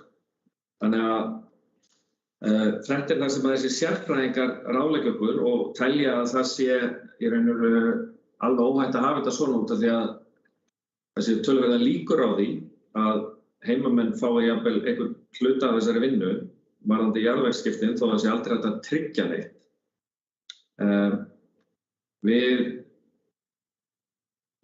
Það er aldrei neitt tryggt í hendi með heimamenn en það eina sem að við höfum fyrir okkur og alveg pottþétt að ef við höfum brotið verkefnið mikið niður að þá hefði það orðið töluvert mikið dýrara. Og það er bara ákvörðun nefndarinnar að taka fyrst þessa leið og vonandi skilar hún okkur því sem við erum að leita að. Ég get alveg verið og ég er algjörlega sammála því sem að Anna Berglind talaði að við erum að byggja á kannski ekki besta tíma.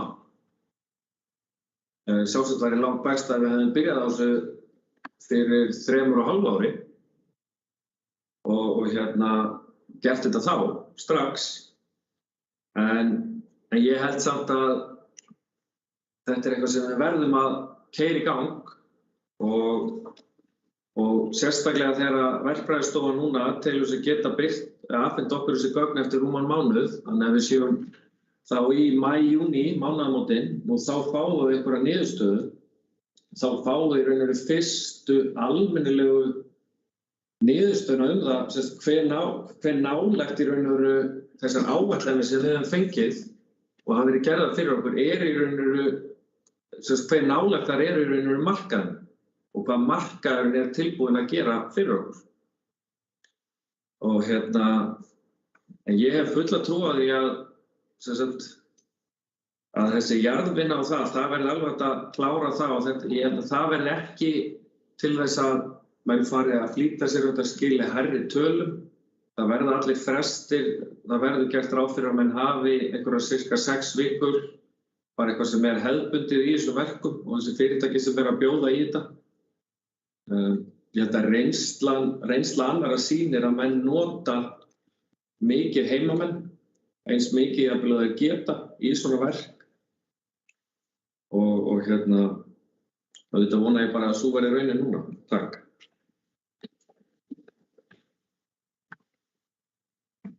Takk fyrir þetta Einar.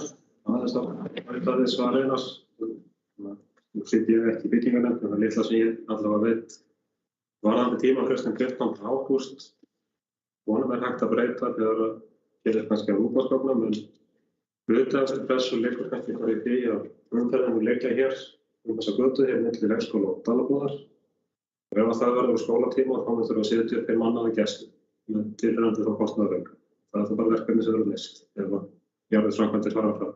Það er raun og veru stór ástæða fyrir að horfa sumartíma með þessi lokun skóla og leikskóla að vera laus við þessa mannlega gesti á skólatíma. En orðið er laust.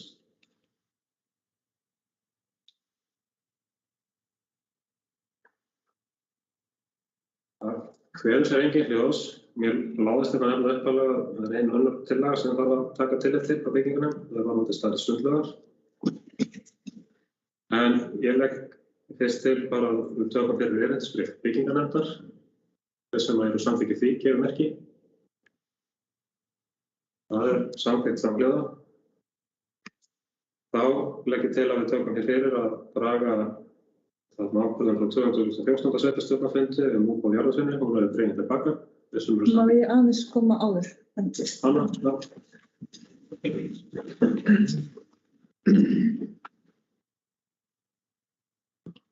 Forseti og aðrir fundarmenn, mig langar bara til að koma hingað upp og bara gera grein fyrir atkvæðum mínum sem hér fer á eftir. Ég ætla að sitja hjá og ástæðan einföld. Ég bar hérna upp spurningu kosti og ókosti og ég búin að skrifa niður tvo kosti við alútboð. Nei, einn kosti við aðalútboð, það ódýrara og ég búin að skrifa tvo galla við að hluta það niður. Og það seinvirkara og dýrara. Þannig að ég ætla bara ekki að taka afstöðu í þessu máli.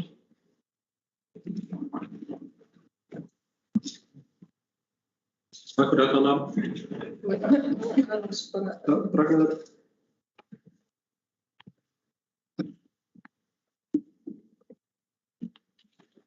Það honum flest framkvæmst með ríkið sem Einar talaði en einn af kostunum sem þótti við að fara í alútboð frekar heldur en hluta niður var sá að ef við erum með verkefni hluta niður þá þarf að vera mjög skýr lína á milli hver tekur við verkefninu, hvar fyrri aðili skilur við það og hinn tekur við því eða það sem að verkefnin mætast.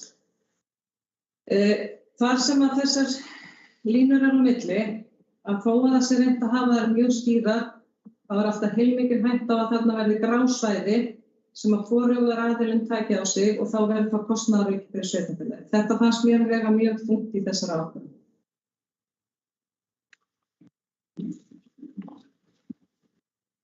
Takk fyrir þetta, Ragnheiður.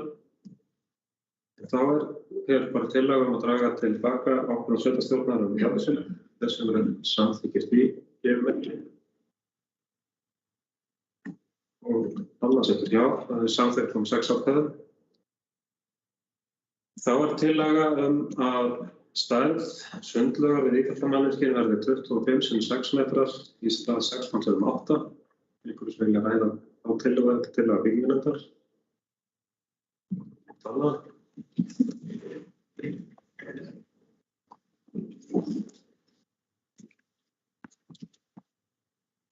Sveitarstjórnarmenn. Ég sá þessa tillögu þarna í fundargerð byggingarnefndar og það í rauninni valið stóð bara milli að mér best veit, milli þessara tveggja kosta 8 x 16 eða 25 x 6. Ég langar kannski bara til að fá bara eitthvað til að segja kom aldrei til greina að hafa löglega, 25 x 6 rosalega mjólaug. Ég held að, ég man ekki alveg rétt, en ekki sundlaugin lögum 12? 10. Þannig við erum að tala kannski svona tvær brautir, 3. Okay. Þannig að við erum bara til að fá aðeins þessa umræðu, tókum menn þetta tal eða hvað? Takk fyrir þetta, Anna. Við vorum Einar eða saman.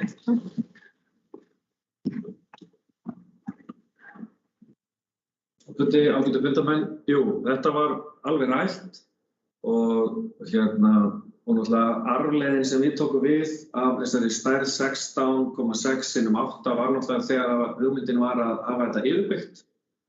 Þá kom aldrei til greina að byggja 25 metra laug en svo þegar menn fóru svona að skoða þetta og tóku tillit til þeirra athugasemda sem komu fram og þetta kom líka meðal fram inn með á íbúafundi og fleiri stöðum.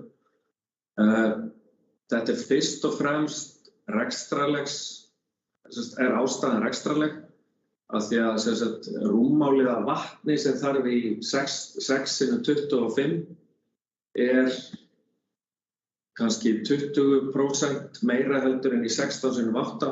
Leið og menn eru komnir upp í stærri lauga, þá bara margfaldast svo vatni sem þarf í laugina. Það grunnforsendan fyrir því að það var tekin þessi ákvörðun á þessari stærð.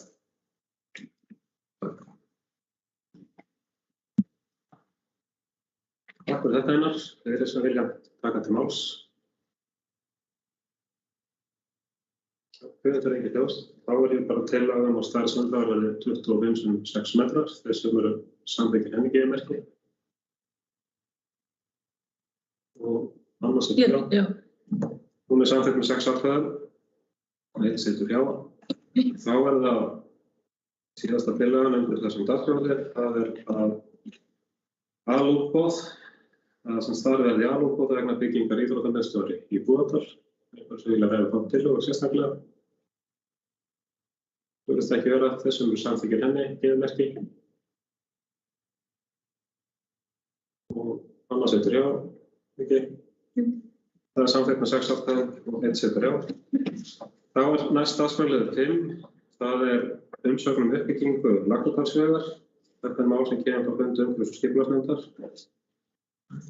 En umhverfis- og skipulagsnefnd telur að framkvæmdin sé ekki háð mati á umhverfisáhrifum framkvæmda samkvæmt lögum nr. 111/2021. Nefndin telur að nægjanlega sé gerð grein fyrir framkvæmdinni, umhverfi hennar, mótvægisaðgerðum og vöktun. Ekki þörf á framkvæmdum taki umhverfismat að teknu tilliti til viðmiða í öðrum viðauka laga umhverfismat framkvæmda og áætlana.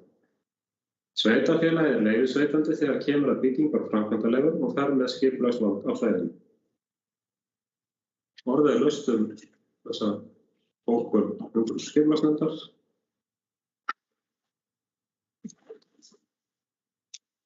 Hver sem engin hljóðs, þá raunar bara hér tillaga að sveitarstjórn staðfesti þessa bókun umhverfis- og skipulagsnefndir, þeir sem eru samþykkir henni gefimerki.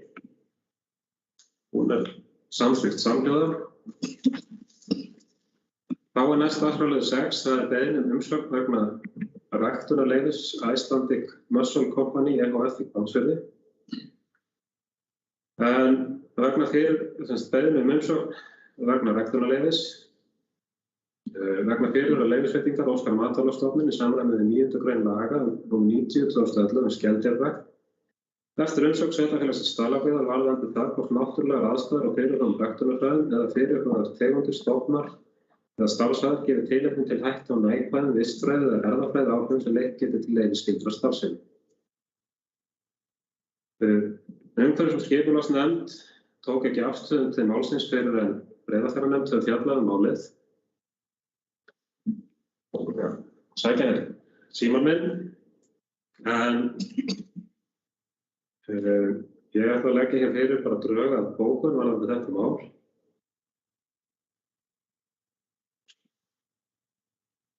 Sem það sem ég lít svo á að Breiðafjarðarnefnd sé æðra stjórnvald heldur en sveitarfélagið Dalabyggð. Það sem að Breiðafjörður og þá Hvammsfjörður verndaður samkvæmt lögum nr. 54/1995. Og þá hér bara drög að bókun, fjalla þar málið í samræmi við lög nr. 54/1995 nefnd Breiðafjarðar. Dalabyggð beinir því til Matvælastofnunar að erindi verði sent Breiðafjarðarnefnd. Í framhaldi af þeirri umfjöllun mun sveitarfélagið veita sína umsögn. Einhverjir sem vilja ræða þessa bókun. Svo ekki þeir sem samþykkir þessari bókun gefimerki. Hún samþykkt samhljóða. Þá hér dagskrárliður 6 sem svipaðs eðlis dagskrárliður 7 sem svipaðs eðlis og dagskrárliður 6. Það beiðni umsókn vegna tilraunaleyfis Northlight Seafood EHF í Hvammsfirði. Og ég legg bara fyrir raunur hér sömu bókun að fjalla þar málið í samræmi við lög nr. 54/1995 vernd Breiðafjarðar. Dalabyggð beinir því til Matvælastofnunar að erindi verði sent Breiðafjarðarnefnd. Í framhaldi af þeirri umfjöllun mun sveitarfélagið veita sína umsögn. Einhver vilja ræða þessa bókun sérstaklega. Þeir sem eru samþykkir henni gefimerki. Hún samþykkt samhljóða. Þá umsögn vatnsmiðlun í Fáskrúð.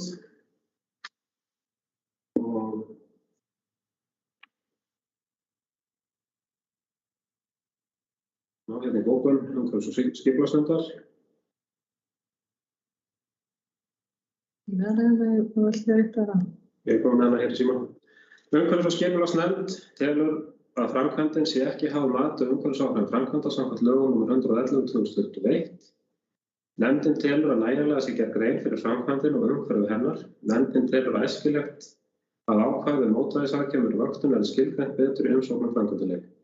Ekki er þörf á að framkvæmdin fari í umhverfismat og að teknu tilliti til viðmiða í öðrum viðauka laga um umhverfismat framkvæmd og áætlana. Sveitarfélagið er leyfisveitandi þegar kemur að byggingu á framkvæmdalögum og fer með skipulagsvald á hlaðinu. Einhverju sem vilja ræða þessa tillögu? Þeir sem eru samþykkir þessari bókun umhverfis- og skipulagsnefndar gefa merki. Hún er samþykkt samhliða.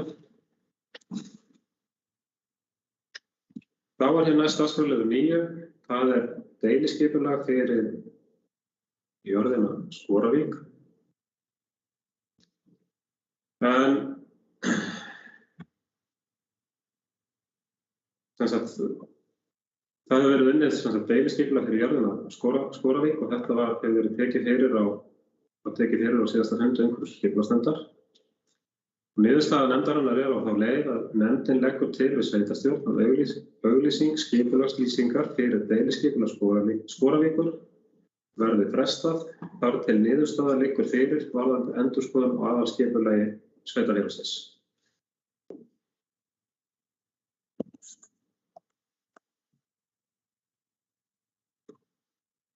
Það er eitthvað tæknilegir örðuleikar. Þeir eru frosin. Fín. Já, þetta er kannski þessa saman. Bara fín.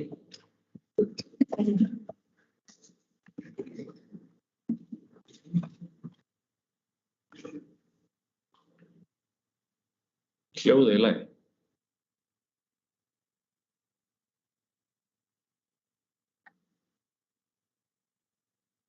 Þú er ekki á undarlega.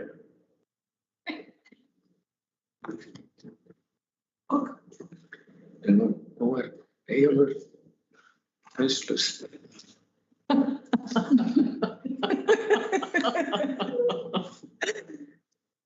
Þú veist að gera þetta eitthvað svona.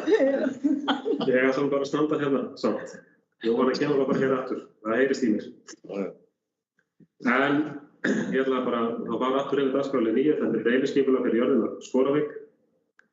Og þann 11. Við skulum bara fara yfir málið eins og liggur hér fyrir í fundargögnum. Þann 11. nóvember 2021 samþykkti sveitarstjórn Dalabyggðar erindi Hermanns Georgs Gunnlaugssonar fyrir hönd lagaþeganda vinnslu deiliskipulags fyrir jörðina Skoravík og Fellsströnd. Auk þess sem framleidd skipulagslýsing var samþykkt til kynningar og umsagna í samræmi við 40. grein skipulagslaga nr. 123/2010. Umhverfis- og skipulagsnefnd bendir á að deiliskipulag þarf að vera í samræmi við aðalskipulag. Og í lýsingunni kemur fram að deiliskipulagið sé í samræmi við gildandi aðalskipulag og því verði engin áhrif á framkvæmdinni en nefndin telur svo ekki vera. Undir liðnum áhrif framkvæmda áform segir að áætlað sé að reiðlið undir Skoravíkurmúla verði felld úr gildi í endurskoðun aðalskipulags.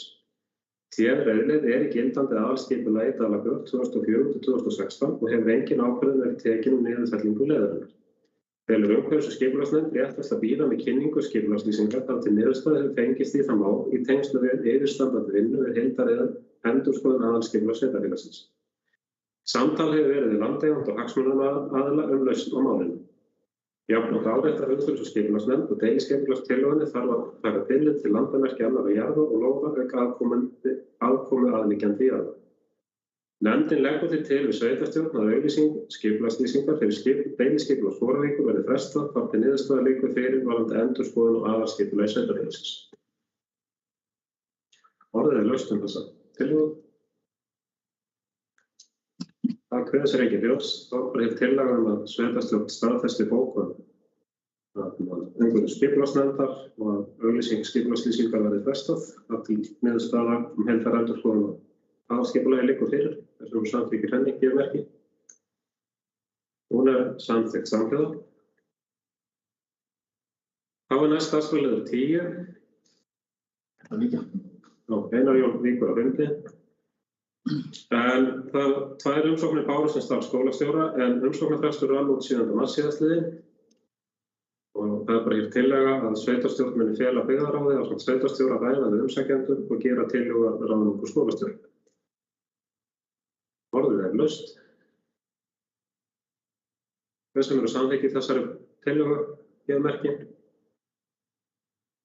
Hún samþykkt samhliða.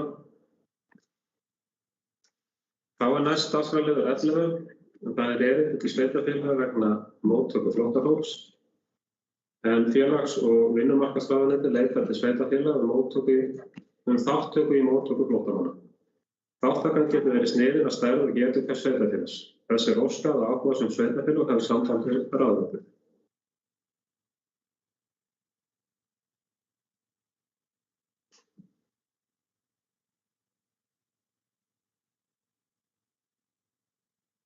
Ég með bara tillögu að bókun undir þessum lið sem svo hljóðandi. Dalabyggð hvetur þá sem eru með hús, íbúð eða annað viðeigandi húsnæðisúrræði á svæðinu fyrir flóttafólk á leið til Íslands sem eru að flýja ástandið í Úkraínu til þess að leggja til húsnæði til að taka við flóttafólki. Fjölmenningarsetur heldur utan skráningu húsnæði sem boðið verður flóttafólki. Orðið laust með þetta mál og þessa bókun. Það kveður sér engin hljóðs, þess sem eru samþykki þessu gefa merki. Þetta samþykkt samhljóða. Þá eru fundargerðir til staðfestingar. Það er það fyrst fundargerð umhverfis- og skipulagsnefndar, fundur númer 123. Einhverjir vilja ræða þá fundargerð. Það kveður sér engin hljóðs, þess sem eru samþykki fundargerðir gefa merki. Hún samþykkt samhljóða. Þá næst fundargerð umhverfis- og skipulagsnefndar, fundur 124. Einhverjir sem vilja ræða þá fundargerð sérstaklega.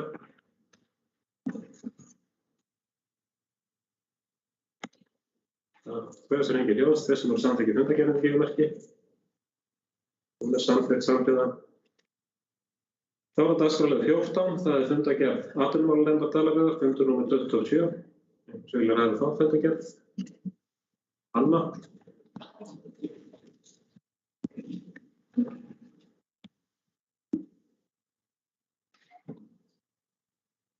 Oddviti og þessi breytistjórnarmenn. Já, ég langar að ræða lið 3 í þessari fundargerð. Það ræðir nefndin leiðir til að útvíkka dreifikerfi hitaveitu í samfélaginu.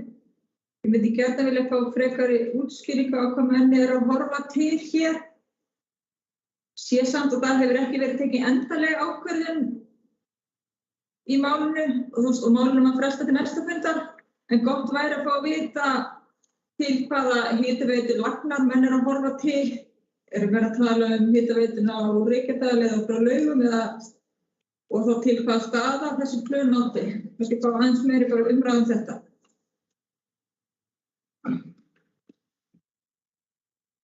Takk fyrir þetta, Anna. Verður ég að vísa á Einar eða Pálma. Þeir vilja svara.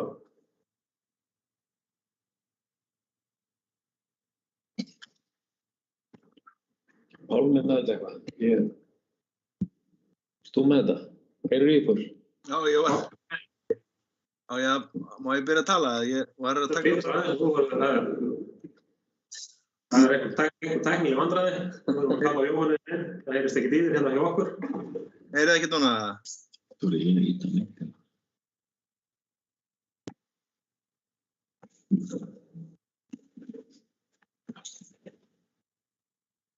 Halló.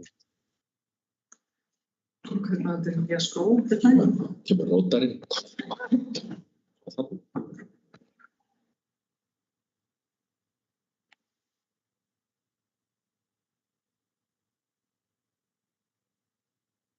Núna búin við. Halló. Heyrðu eitthvað? Núna. Halló. Já. Nú heyrist ég þér. Já, ástæðan fyrir það við bættum þessu að setja með þetta á dagskrá daginn á fundi atvinnumálanefndar var það að ég hitti þingmann daginn og fór að ræða þessi mál og hann benti mér á að það væri verið að opna einhverja sjóði til þess að geta útvíkkað hitaveituna en það var ekkert búið að tilgreina einhvern einn stað sko. Því að það eru til heimili hérna sem er búið að leggja með þess að hitaveitu heima á en hefur aldrei verið hleypt á hana. Þannig að við höfum eftir að klára þessa vinnu, þannig að ég geti svo sem ekkert svarað þessu mikið meira. Ég ætlaði bara að heyra betur í þessu þingmanni og þá geti komið með betri upplýsingar. Takk fyrir þetta, Pálmi. Orðið er laust, fleiri vilja taka til máls. Biður enginn orðið, en þessum sem samt ekki fundargerð atvinnumálanefndar gefur merki. Hún samþykkt samhliða. Þá næst dagskrárliður 15, það fundargerð byggðarráðs, fundur númer 285. Við viljum ræða þá fundargerð. Annars.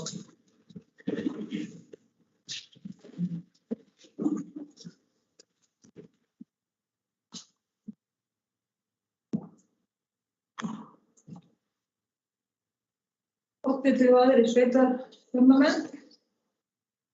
Mig langar að ræða mál númer 9 varðandi sorphirðu í Dölum, en eins og þeir sem fylgst hafa með sveitarstjórnarfundi Dalabyggðar þá hef ég kallað eftir því að gerð verði könnun á notkun sorps í láta í Dalabyggð.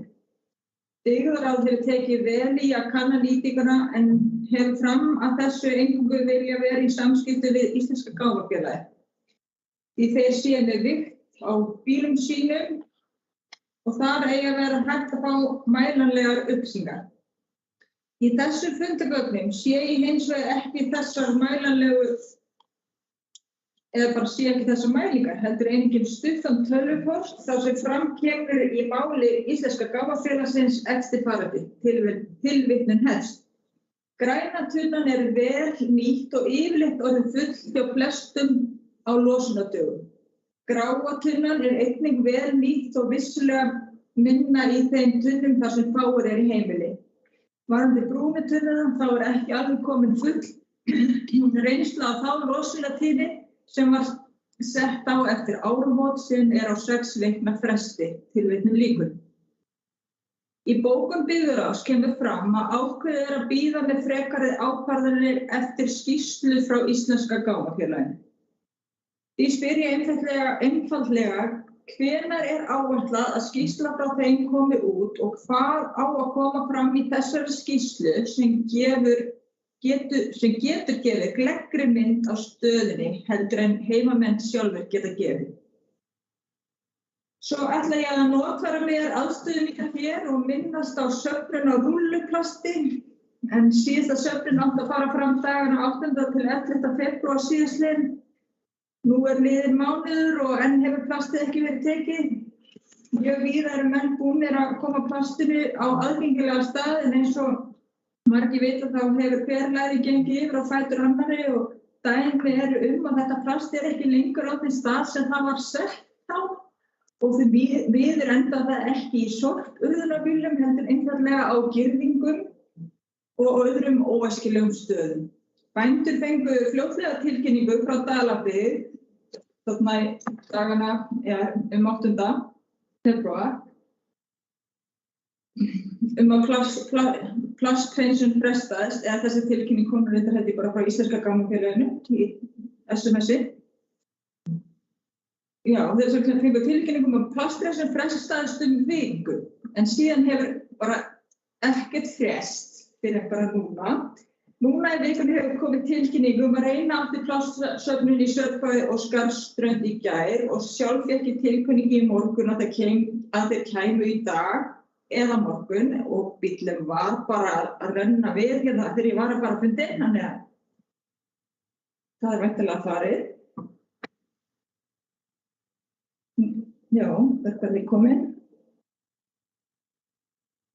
Já, þetta er náttúrulega óboðlegt og kalla ég eftir skilvirkara upplýsingakerfi til bænda. Og þetta upplýsingakerfi á ekki að vera þannig að þú fáir SMS samdægurs og taka á plastið. Sá tími getur orðið of stuttur. Menn eru bara einfaldlega ekki heima eða, það er bara eitthvað annað, Menn þurfa, eins og í þessu tilfelli, menn voru búin að koma þessu út, menn þurfa að fara og moka hérna frásetlu og losa þetta upp úr skóflunum. Í dag er alveg gerða veðurspár sem ná yfir lengra tímabil en 1 dag, svo að gefa bændum aðeins meiri tíma en 1 dag til að veðtaka skilaboðin hlýtur að vera gerðileg. Ég skynja á bændum að þeir eru pirraðir yfir þessu og það eru litlar upplýsingar að hafa. Dalabyggð bendir á Íslenska gámafélagið og Íslenska gámafélagið bendir á Dalabyggð. Svo í hvern fólk að hringja. Svo varðandi í lið 13 svo rætt breytingu á launakjörum kjörinna fulltrúa að loknum sveitarstjórnarkosningum. Væri gott að fá frekari útskýringu á þeirri umræðu. Og varðandi lið 21 varðar mál frá Alþingi til umsagnar vil ég lýsa ánægju minni með umsögn Dalabyggðar þingsályktunartillögu og hagkvæmnisathugun á uppbyggingu Skógarstrandarvegar. Vel orðið umsögn og brýnt að halda þessari baráttu á lofti. Því þakka ég fyrir þessa vinnu og þeir taka til sín sem eiga. Einnig þarna önnur umsögn Dalabyggðar varðar frumvarp til laga með breytingar á lögum fjarskipti nr. 81/2003 með síðari breytingum farsímasamband á þjóðvegum. Einnig mikilvæg umsögn og þakka ég einnig fyrir þá vinnu. Ekki meira.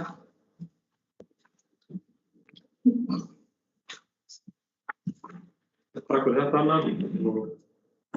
Ég tek bara fyllilega undir athugasemdina varðandi söfnun rúlluplasti að það hlýtur að vera til þarna betri leið heldur en framkvæmdin hefur verið í vetur.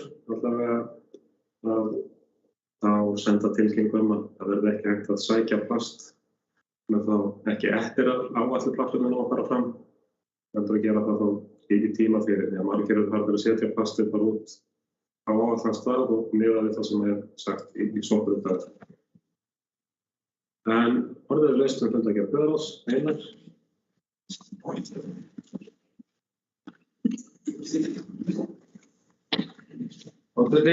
Ágætu fundarmenn.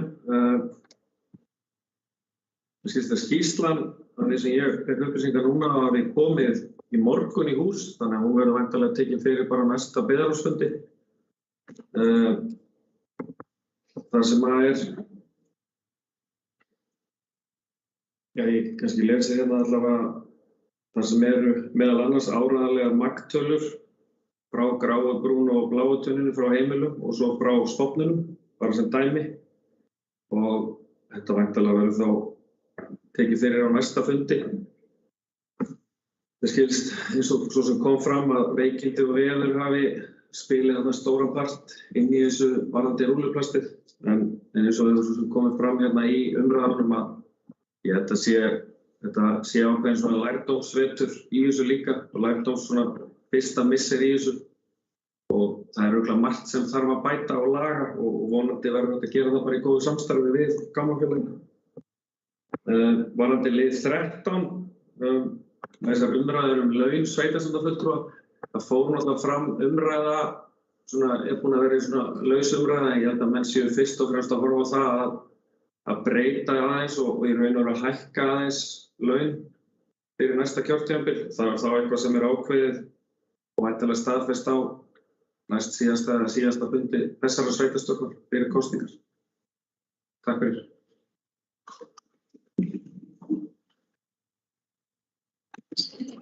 Takk fyrir þetta, Einar. Þuríður.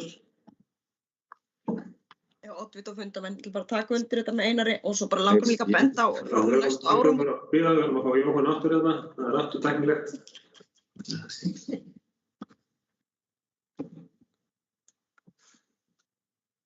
Kemur nú bara aðeins.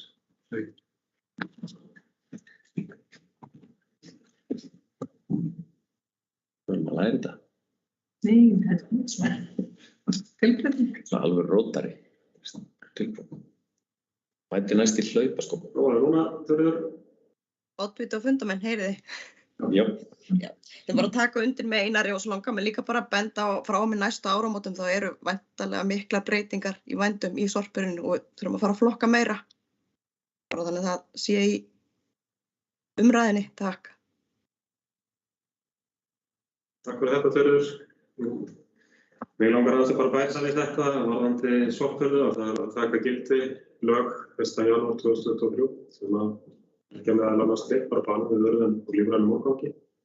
Gera meiri kröfur aukna flokkun og eins og við höfum bent á þetta, við bentum á þetta hérna fundið með þingmönnum daginn að svona lagafrumvarp og svona breytingar, það eru oft kannski skrifaðar við skrifstofu í Reykjavík og þetta verður það fræðir. Það verða hins vegar ákveðnir tæknilegir erfiðleikar við að fara að framfylgja þessum reglum í dreifbýlum samfélögum. Það leiða af sér að kostnaðaráttur aukast mjög mikið ef við þurfum að fylgja þessum lagabústaf til hlítar. En það þarf að nota komandi ár til þess að undirbúa sig og vanda til verka og finna bestu lausn á þessu. Því að hluta innviðanna með hendur ekki til staðar. Ég satt í gærfund í stjórn Sorpurðar Vesturlands og það meðal annars til umræðu núna að veita ákveðnar undanþágur varðandi urðun vegna þess að það bara ekki möguleiki á því að farga þeim úrgangi sem það farga eftir viðurkenndu leiðum, eftir gildistöku laga. En það til umræðu að reisa stóra sorpbrennslu á Íslandi. Þegar sú sorpbrennsla tekur stund til starfa, veit ég ekki. En orðið laust fundargerð byggðarráðs.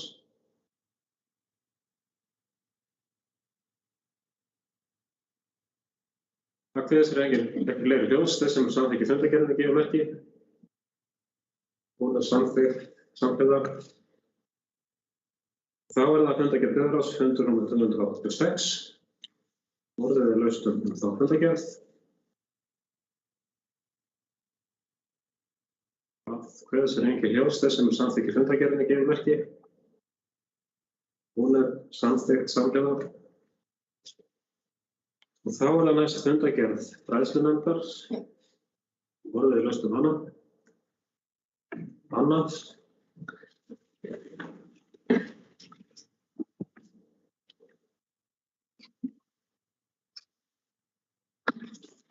Háttvirtir og aðrir sveitarstjórnarmenn. Varðandi dagskrárlið 3 í þessari fundargerð. Það fagnaði því að fræðslunefnd sé búin að setja niður dagsetningar að hluta hvenær umsagnir eigi að berast þá tillögu sem ég lagði fram fyrir áramótin hvað börnum okkar væri fyrir bestu í nútíð hvað íþróttastarfi í grunnskóla varðar. En því miður ná þessar umsagnir bara til ungmennaráðs og skólaráðs en veit ég ekki hvenær umsögn berst frá skólastjóra. Og svo ómögulegt að segja hvað fræðslunefnd ætla sér svo langs tíma til að meta umsagnir og gefa frá sér skýrslu máli. En ég vona að formaður fræðslunefndar komi hér og geri greinargóða lýsingu á því. Og varðandi lið 1 varðar skólastefnu Dalabyggðar 2019-2020 vil ég bara hvetja fólk til að kynna sér hana og hafa hana leiðarljósi þegar hugsað til þess hvað börnum okkar fyrir bestu í nútíð hvað íþróttastarf í grunnskóla varðar.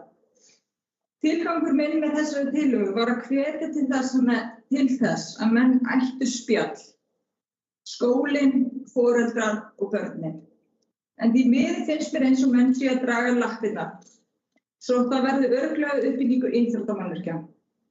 Enn og aftur. Þetta snýst ekki það. Við eigum börn sem eigum eftir að vera í skólanum í 2 til 3 ár, jafnvel lengur, þar til íþróttahús verður fullreist. Spurningin hvað viljum við bjóða þeim börnum upp á? Og ég hef ákveðið að koma með bókun sem ég vil leggja fram og hún eftirfarandi. Ég mun bara láta Jóhanni hafa blaðið en ég ætla að lesa hana. Ég harma vinnubrögð fræðslunefndar varða tillögu sveitarstjórnar sem tekin var fyrir fræðslunefnd 4. nóvember 2021. Tillagan var samþykkt af öllum aðilum í sveitarstjórn Dalabyggðar og hvatti fræðslunefnd Dalabyggðar til að taka upp á umræðu hvað börnum okkar fyrir bestu hvað íþróttastarf í grunnskóla varðar í nútíð og skili af sér greinargerð máli fyrir næsta sveitarstjórnarfund. Til stóð að skila af sér greinargerð fyrir skipulegan fund sveitarstjórnar í febrúar 2022.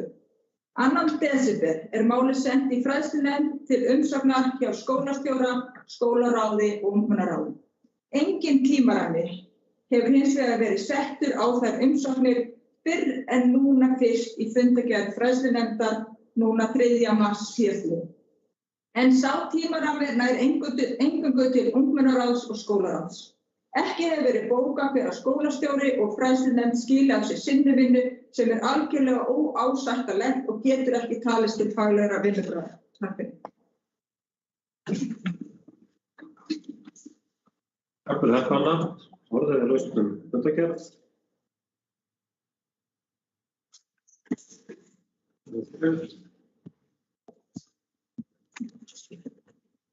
Oddviti og fundamenn. Það heyrist. Heyrist það, já, við erum bara ennþá að ræða þetta í fræðslunefnd og við svo stefnum að því hvort við getum skilað á okkur á næsta fundi. Bara verður alltaf að koma í ljós, en við höldum bara áfram að ræða málið. Mér finnst það bara eðlilegt. Það sé bara rætt í róliheitunum og þetta hefur ekkert með íþróttamannvirki að gera. Við erum bara að ræða þetta á öðrum grundvelli. Takk fyrir. Takk fyrir þetta, Þuríður. Fleiri sem vilja taka til máls. Einar.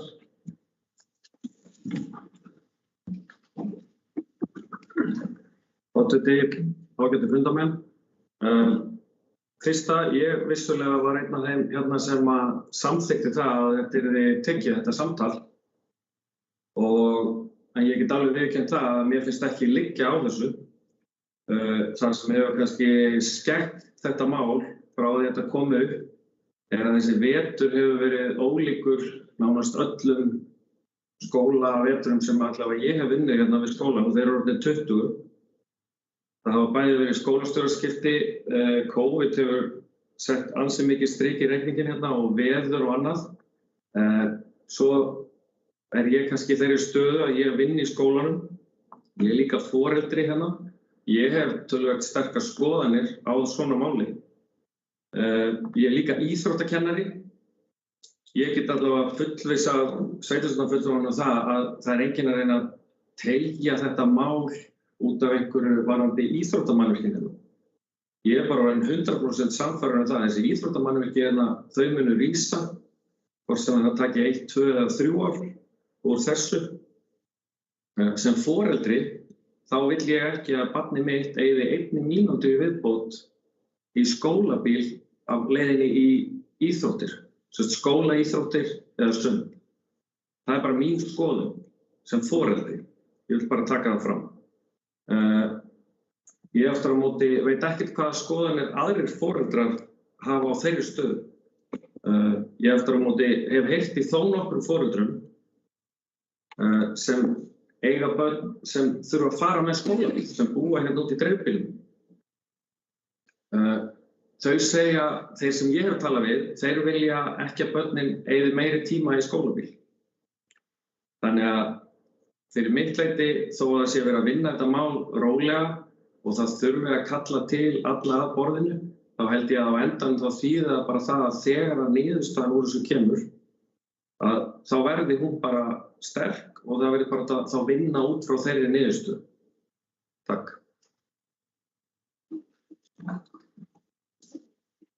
Takk fyrir þetta, Einar. Orðið laust. Guðarsrengi hljóðs, Anna.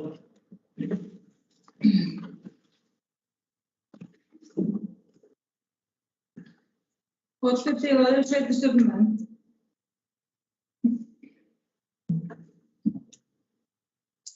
Einar talar að hann sé foreldri og vilji ekki eyða 1 mínútu.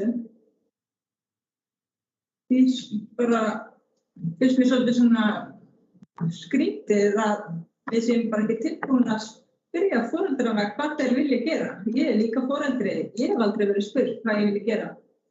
Ég er ekki viss að þessi sammála mér.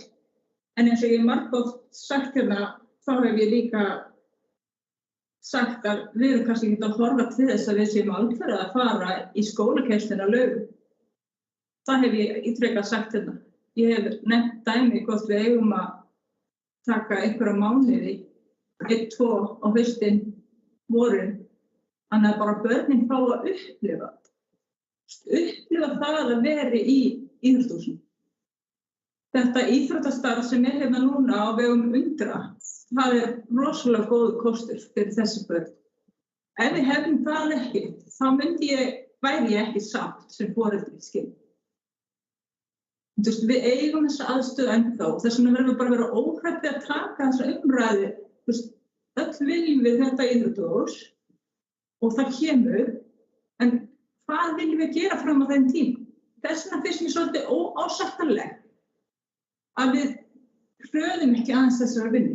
Mér sem sveitarstjórnarmaður, mér finnst óeðlilegt að koma með einhverja tillögu og vita ekki hvenær von er á afgreiðslu í svona máli, skilur við. Við erum ekki að tala mjög flókið mál. Ég kannski, mér finnst kannski óeðlilega að við ætlum að setja tímaramma á aðalskipulag eða sem er eitthvað meira. Þetta er bara einfalt mál og mér finnst bara eðlilegt að maður veit hvað er framöndan. Þannig að það er þess vegna sem ég er að pressa á þetta. En ég fagna því að menn eru að reyna að vanda sig. En eins og staðan er núna, þá veit ég ekki hvað menn eru að tala ekki neitt. Og foreldrarnir eru ekki að fá að ráða neinn í þessu eins og Þannig að það er spurning hvort það kom svo önnur umræða þar sem að spjótin beinast að hvað foreldrarnir vilja eða hvað. Þannig að mér finnst þetta bara svolítið skrítið. Ég var að vona svo innilega til að þetta yrði þetta spjall milli foreldra, skólans og barna. Við eðlilega eigum við að spyrja líka börn, hvað vilja þau? Við erum ekkert að fara að segja, þú átt að vera í bílnum, eða ef þeirra skoðan er önnur. Bara taka þetta saman, það er það sem ég er að kalla þetta.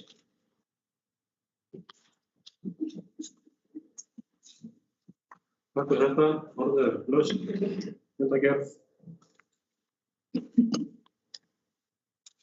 Hver sér engi hljóðs, þess að geta staðfest fundargerðina gefið merki. Hún er samþykkt samhliða. Þá er fundargerðin til kynningar. Fyrst dagskrárliður 18, það er fundir Heilbrigðiseftirlits Vesturlands. Það liggja hér fyrir fundargerðir frá 8. febrúar og 7. mars. Einhvers vill ræða þær. Svo er ekki. Þá er hér dagskrárliður 19, það er verkefnisstjórn fyrir brothættar byggðir. Það er fundargerð fyrsta og annars fundar verkefnisstjóra sem liggja hér fyrir. Anna.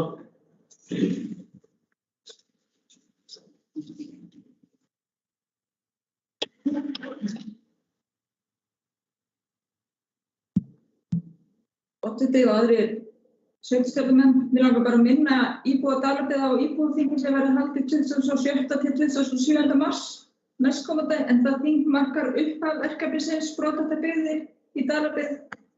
Og það er bara rosalega mikilvægt að virkja sig flesta til þátttöku því það gefur miklu betri mynd inn í verkefni. Svo endilega takið frá annan daginn eða báða dagana. Það sýnir áhuga.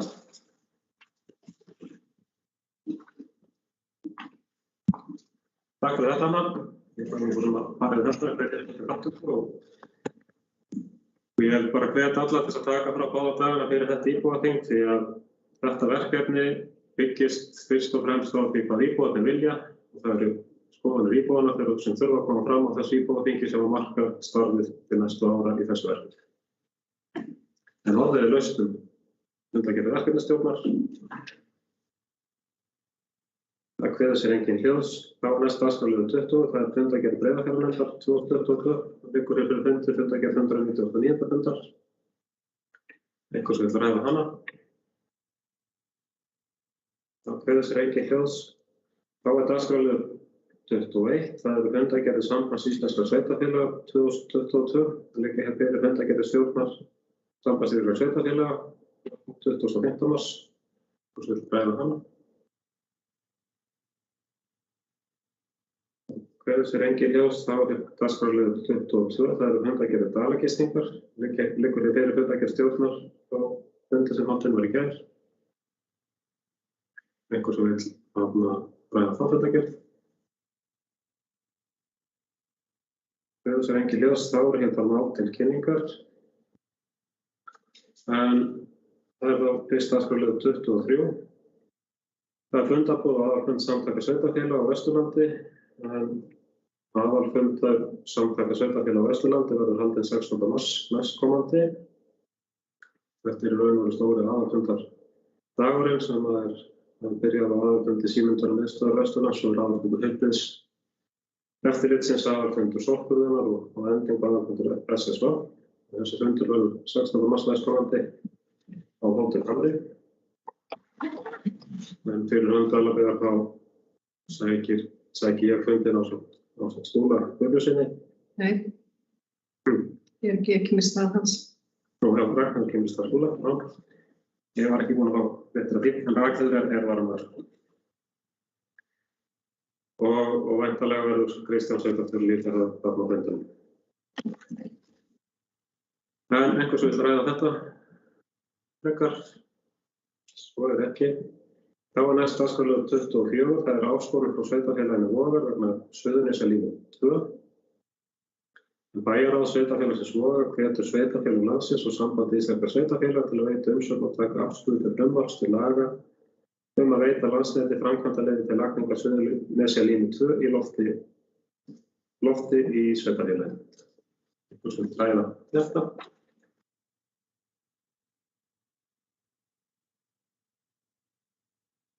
Það er ekki ljótt. Þá er dagskrárliður 25, það ungmennaþing Vesturlands 2022. Það boðað til frambjóðenda til sveitarstjórnarkosninga á Vesturlandi að taka þátt í ungmennaþingi Vesturlands 13. mars frá 13. mars næstkomandi frá klukkan 1 til 15:30. Vill ræða þetta boðað á ungmennaþing. Það er ekki ljós. Þá er næst dagskrárliður 26. Það er erindi frá sambandi íslenskra sveitarfélaga til samráðsupplýsingafundir til undirbúnings stefnumótunarvinnu fyrir sveitarfélögin. Einhver sem vill ræða þetta. Það kveður sér engin ljós. Þá er dagskrárliður 27. Það er samþykkt stjórnarsambands íslenskra sveitarfélaga og yfirlýsing CEMR vegna ófæðinu sem stjórnarsambands íslenskra sveitarfélaga samþykkti einróma á fundi sínum þann 25. febrúar síðastliðinn og taka undir yfirlýsingu Evrópusamtaka sveitarfélaganna CEMR að evrópskir sveitarstjórnarmenn fordæmi brot á sjálfstæði og sjálfræði Úkraínu og lýsi yfir stuðningi og samstöðu með sveitarfélögum í Úkraínu og íbúum þeirra. Svo vill ræða þetta. Það er sér engin ljós. Þá er næst dagskrárliður 28, það er samtaka hringrásarhagkerfi. Dalabyggð er skráð til þátttöku í verkefninu Borga þegar heppilskerfi heim í hérað. En þetta er eitthvað af þeim verkefnum sem er fylgifiskur nýrrar löggjafar sem tekur gildi 1. janúar næstkomandi. Einhvers vill ræða þetta. Það sér engin ljós. Þá er næst dagskrárliður 29, það er mál frá Alþingi til umsagnar. Það liggur fyrir frumvarp til laga um tekjustofna sveitarfélaga og gjaldstofn fasteignaskatts. Einhvers vill ræða það. Það kveður sér engin máls. Það er ljós. Þá er dagskrárliður 30, það er fyrirvarandi leigu og lögum sumarið 2022. Það liggur fyrir hundagögnum undirritaður leigusamningur. Einhvers vill ræða hann. Þá er dagskrárliður 31, það er húsnæðissjálfseignarstofnun á landsbyggðinni og liggja hér fyrir samþykktar fyrir nýstofnaða húsnæðissjálfseignarstofnun á landsbyggðinni. Einhvers vill ræða hana. Engin ljós. Og þá er dagskrárliður 32 sem er til kynningar, það er umsókn um byggingarleyfi. Fyrir umsókn um byggingarleyfi varða nýbyggingar á grunni á landi Nýfell. Þetta var tekið fyrir á fundi umhverfis- og skipulagsnefndar sem var lagt til að sveitarstjórn myndi samþykkja erindið en miðað við viðauka við þá eiga byggingarleyfi í raun og veru bara birt byggingarfulltrúa. Sveitarstjórn þarf í raun og veru ekki að samþykkja þau. Þess vegna er þetta mál bara til kynningar. En einhver sem vill ræða þetta mál. Svo er ekki. Þá er dagskrárliður 33, það er ársreikningur dalagistingar 2021 liggur hér fyrir. Og samþykktur í stjórn dalagistingar í gær. Svo vil ræða hann. Yfir enginn orðið, þá er dagskrárliður 34, það er viðbúið Dalabyggðar vegna heimsfaraldurs COVID-19. Það liggur hér fyrir minnisblað.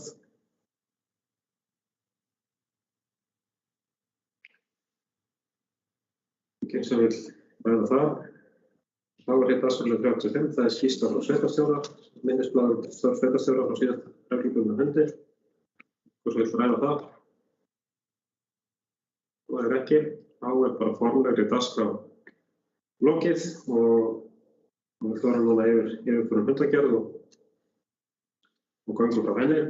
En næsti reglulegi fundur sveitarstjórnar, samþykkt sveitarstjórnar ætti að vera annan fimmtudag í apríl. Annar fimmtudagur í apríl 2022 er upp á skírdag. Þannig að þá væri rökrétt að funda fyrsta fimmtudaginn sem er 7. apríl, en 7. apríl er ásókn grunnskólans, þannig að það er í raun og veru bara tillaga um það að næsti reglulegi fundur sveitarstjórnar verði þriðjudaginn 5. apríl næsta mánuð. Þess vegna samþykki því gefum ekki. Það er samþykkt samhliða. Þá bara býð ég eftir því að verður upptaka og við séum fyrir þetta að gera.